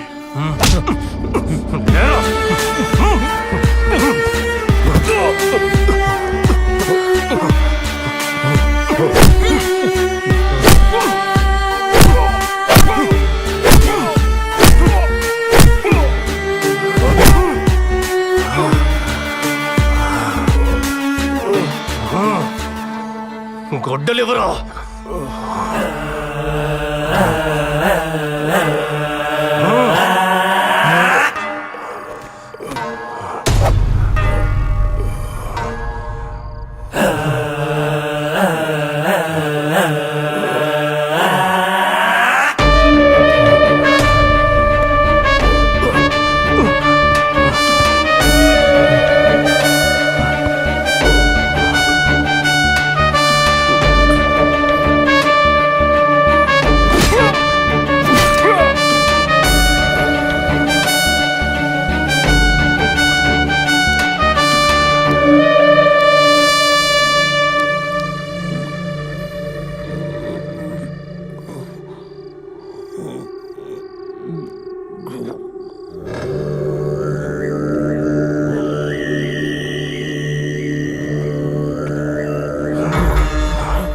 రేయ్, రాయిరా. మేం చెప్పినట్టు లెటర్ రాయ్. రాయమంటుంటే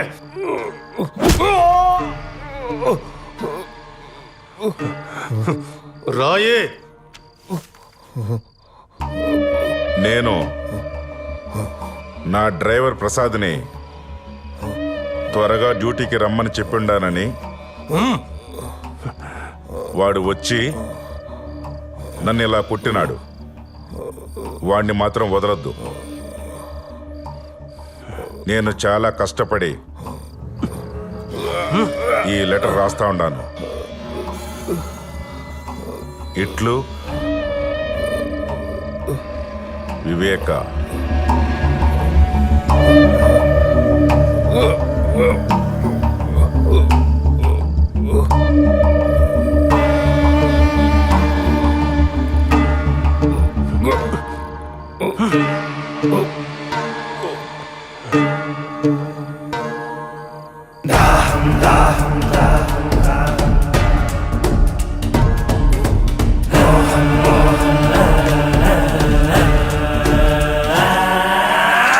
దాహం దాహం అధికార దాహం,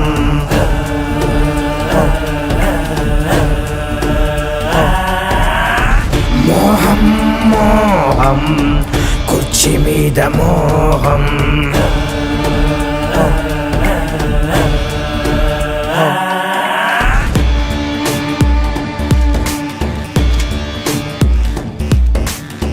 మరిచింది రక్త సంబంధం, ఆరింది పులివెందుల దీపం, పెరిగింది క్రోధం, ఇది జగన్నాథ వ్యూహం, ఇది బయటకి రాని చక్ర వ్యూహం.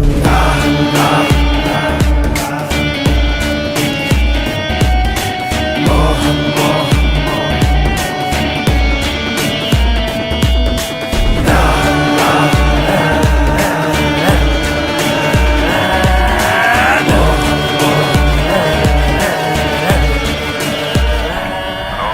గంగిరెడ్డి, మనకు కావాల్సిందేమైనా దొరికిందా?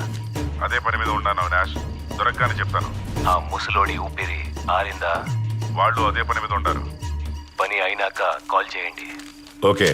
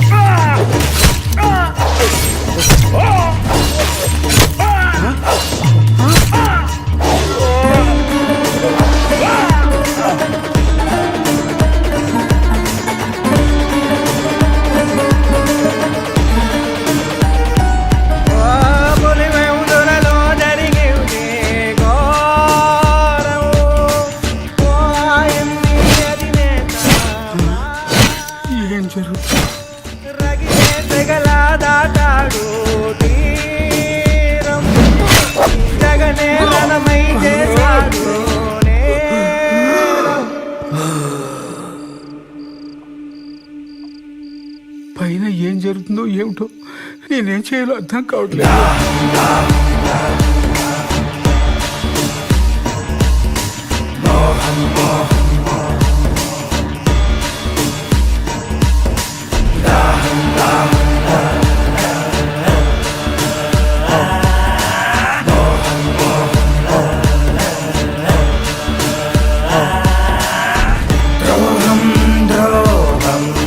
విశ్వాసద్రోహం మదనం మదనం తెర వెనక మరణం.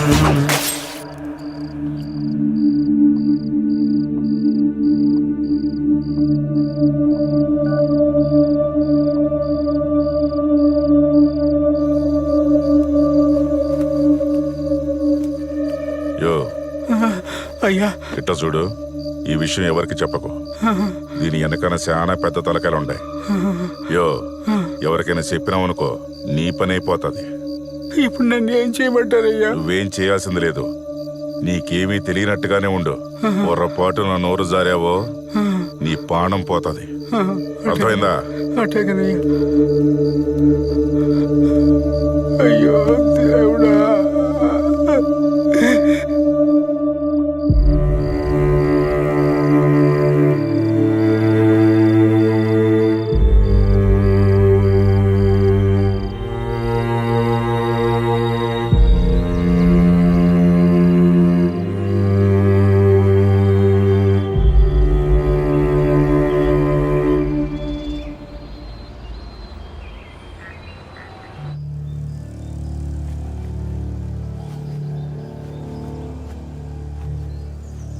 ఏంటి సార్ ఇది?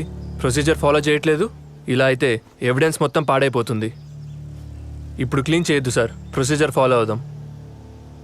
ముందు నువ్వు కామ్గా ఉండు, మిగతావన్నీ నేను చూసుకుంటాను. అలా కాదు సార్, ఇలా చేస్తే ఆధారాలు పోతాయి.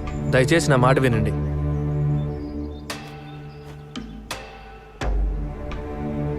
సిఐ గారు, ఫ్రీజర్ బాక్స్ని క్లోజ్ చేయండి. ఇది చాలా అన్యాయం కదా సార్? న్యాయం ఎప్పుడు డబ్బున్నోడి చేతిలోనే ఉంటుందిరా. పద తీసుకో.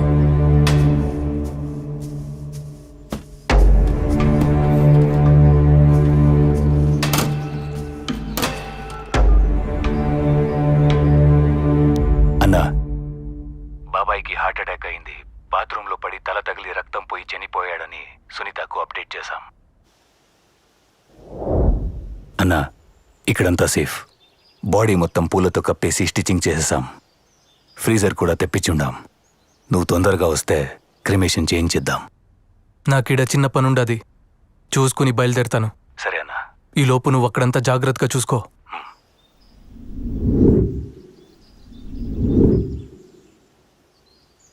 సునీత్ వచ్చిందా? శవాన్ని చూసిందా? అంతా ఓకే కదా? లేదన్నా, ఆమె కోసమే వెయిటింగ్. కానీ ఏం భయం లేదు, ఇక్కడంతా సెట్ అయింది. సరే, జాగ్రత్తగా ఉండండి. ఏదైనా సరే నాకు పిన్ టు పిన్ అప్డేట్ చేస్తూ ఉండండి. మురిపాలు పోత పోసి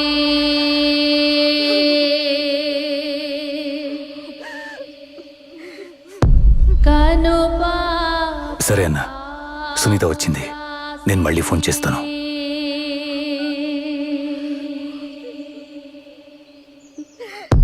కాలు కందిపోకుండా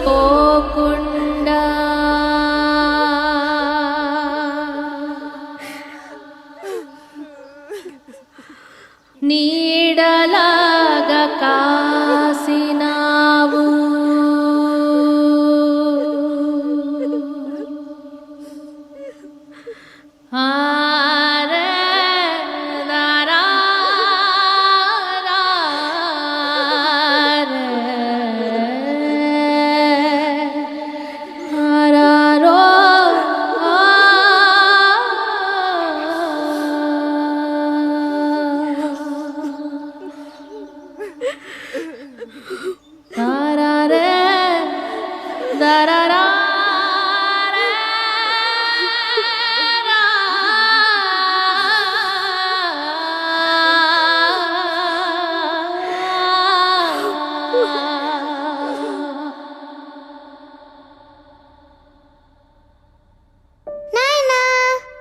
నాయనా ఈసారి కూడా జిల్లా స్థాయి రేస్ కాంపిటీషన్లో నేనే ఫస్ట్ వచ్చాను.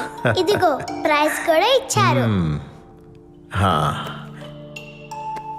నా చిన్నారి తల్లి, అన్నిట్లో నువ్వే ఫస్ట్ వస్తావని నాకు తెలుసు. ఇంతకీ నువ్వు పెద్ద అయినాక ఏమవ్వాలనుకుంటున్నావు తల్లి? నేను కూడా పెద్ద నాయనలాగే 5 రూపాయల డాక్టర్ అవుతాను నాయనా. పెద్ద నాయనలాగా అందరినీ బాగా చూసుకుంటాను. అయితే నన్ను కూడా బాగా చూసుకుంటావు కదా? నిన్నైతే పక్కనే ఉండి బాగా చూసుకుంటా నాయనా. నేను పక్కనుండుంటే ఇదంతా జరుగుండేది కాదు కదా నాయన. ఇదంతా నాదే తప్పు. నన్ను క్షమించండి నాయన. నా బంగారు తల్లి. వివేకాలు పంచే నాయనా,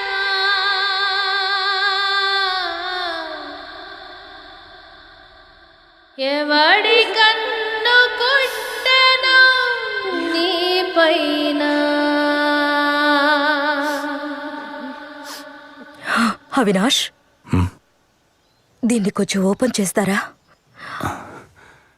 అక్క, దీన్ని ఓపెన్ చేస్తే బాడీ డీకంపోజ్ అయ్యి స్మెల్ వస్తుందేమో. అది నాకు తెలుసు. నేను కూడా డాక్టర్నే. ఓపెన్ చేయించు.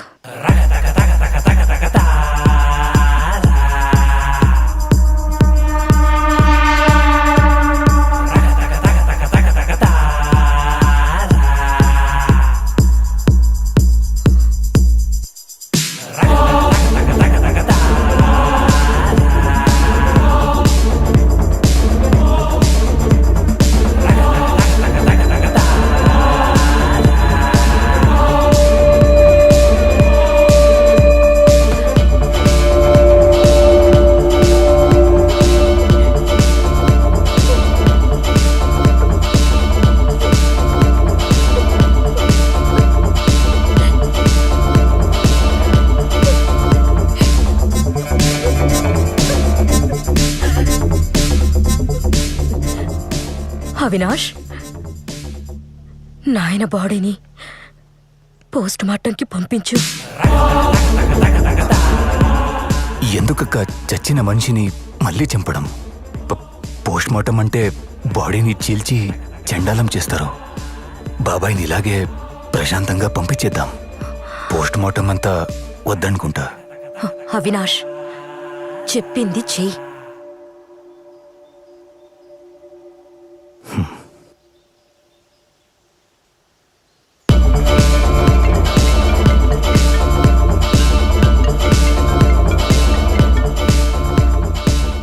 అవినాష్, ఎందుకు అన్నిసార్లు ఫోన్ చేస్తాడావు?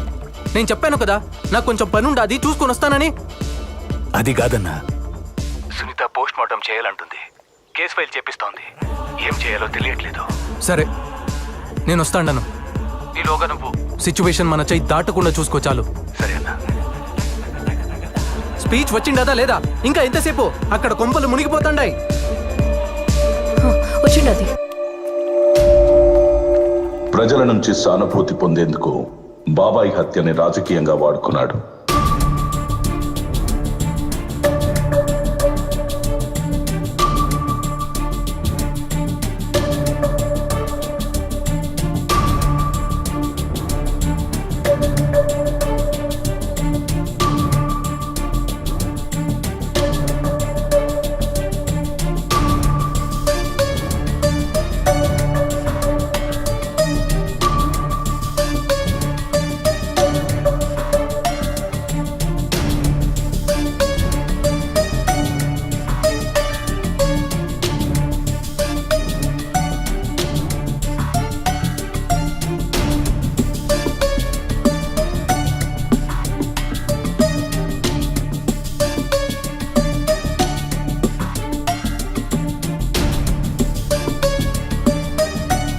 చిన్నాన్న మీద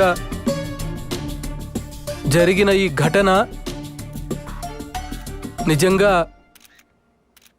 అత్యంత దారుణమైన, రాజకీయంగా అత్యంత నీచమైన చర్య ఇది.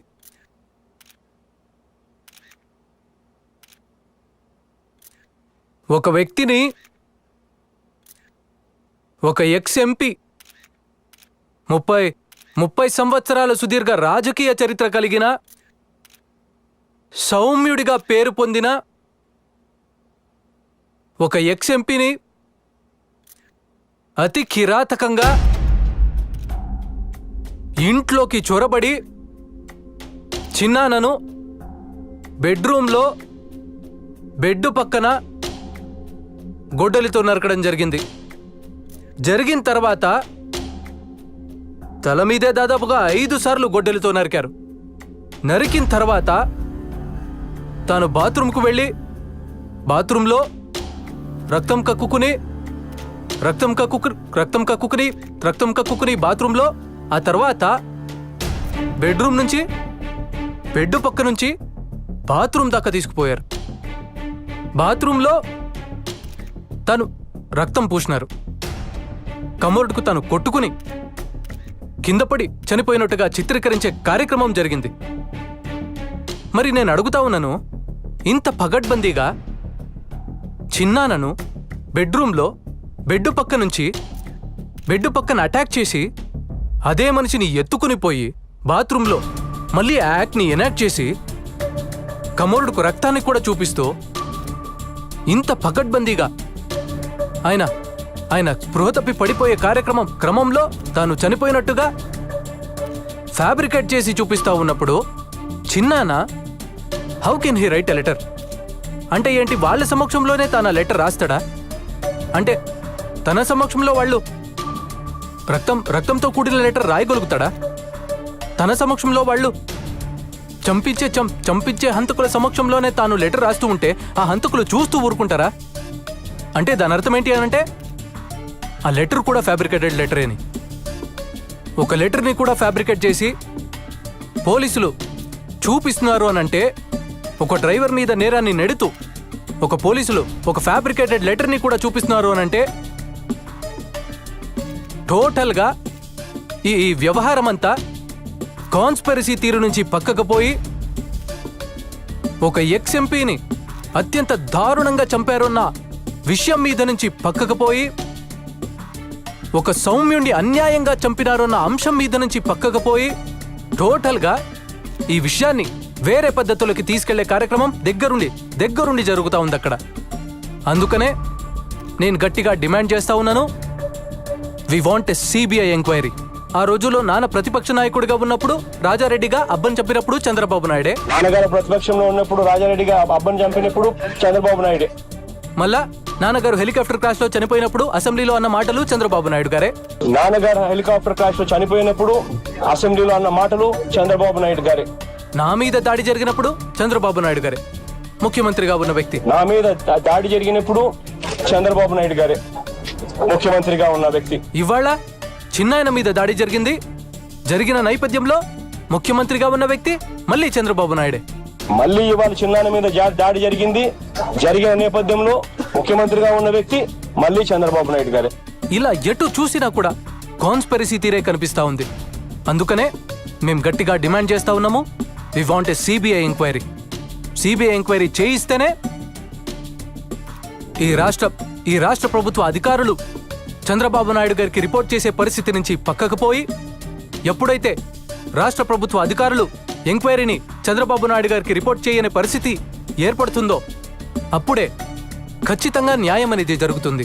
ఎక్కడ చూసినా కూడా కాన్స్పిరసీ థియరీ కనిపిస్తా ఉంది. సిబిఐ ఎంక్వైరీ చేస్తేనే రాష్ట్ర ప్రభుత్వం అధికారుల చేతిలో నుంచి ఈ ఎంక్వైరీ చంద్రబాబు నాయుడు గారికి రిపోర్ట్ చేసే పరిస్థితి నుంచి బయటికి పోయి, ఎప్పుడైతే చంద్రబాబు నాయుడు గారికి రిపోర్ట్ చేసే పరిస్థితి నుంచి ఇండిపెండెంట్ గా ఎంక్వైరీ చేసే పరిస్థితి ఎప్పుడైతే వస్తుందో అప్పుడే న్యాయం అనేది ఖచ్చితంగా జరుగుతుంది. సో అందుకనే నిజాలు బయటికి రావాలి, చేసిన వాళ్ళు ఎవరైనా కూడా వాళ్ళ మూలాలు తెలియాలి. అందుకనే వి డిమాండింగ్ ఎ సిబిఐ ఎంక్వైరీ. ఈ సిబిఐ ఎంక్వైరీ కోసం we will represent to everybody whomsoever needs to be represented. So we are demanding a CBI inquiry. The CBI inquiry kosam we will represent to everybody whomsoever needs to be represented.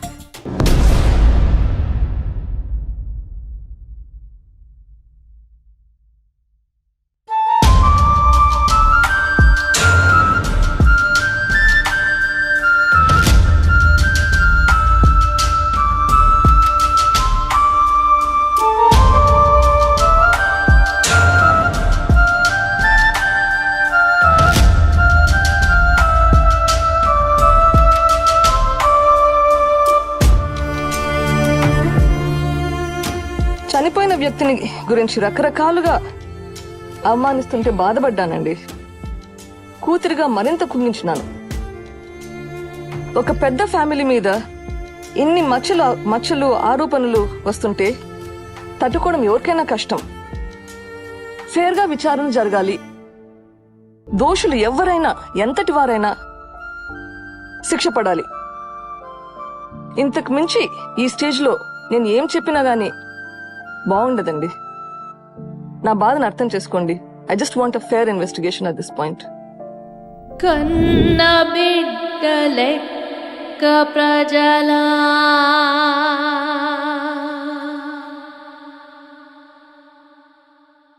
బాగు నీవు కోరినావు,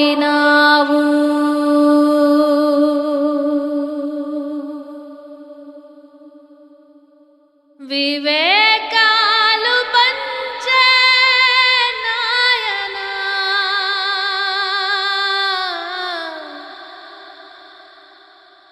ఎవడి కన్ను కుట్టెను నీ పైన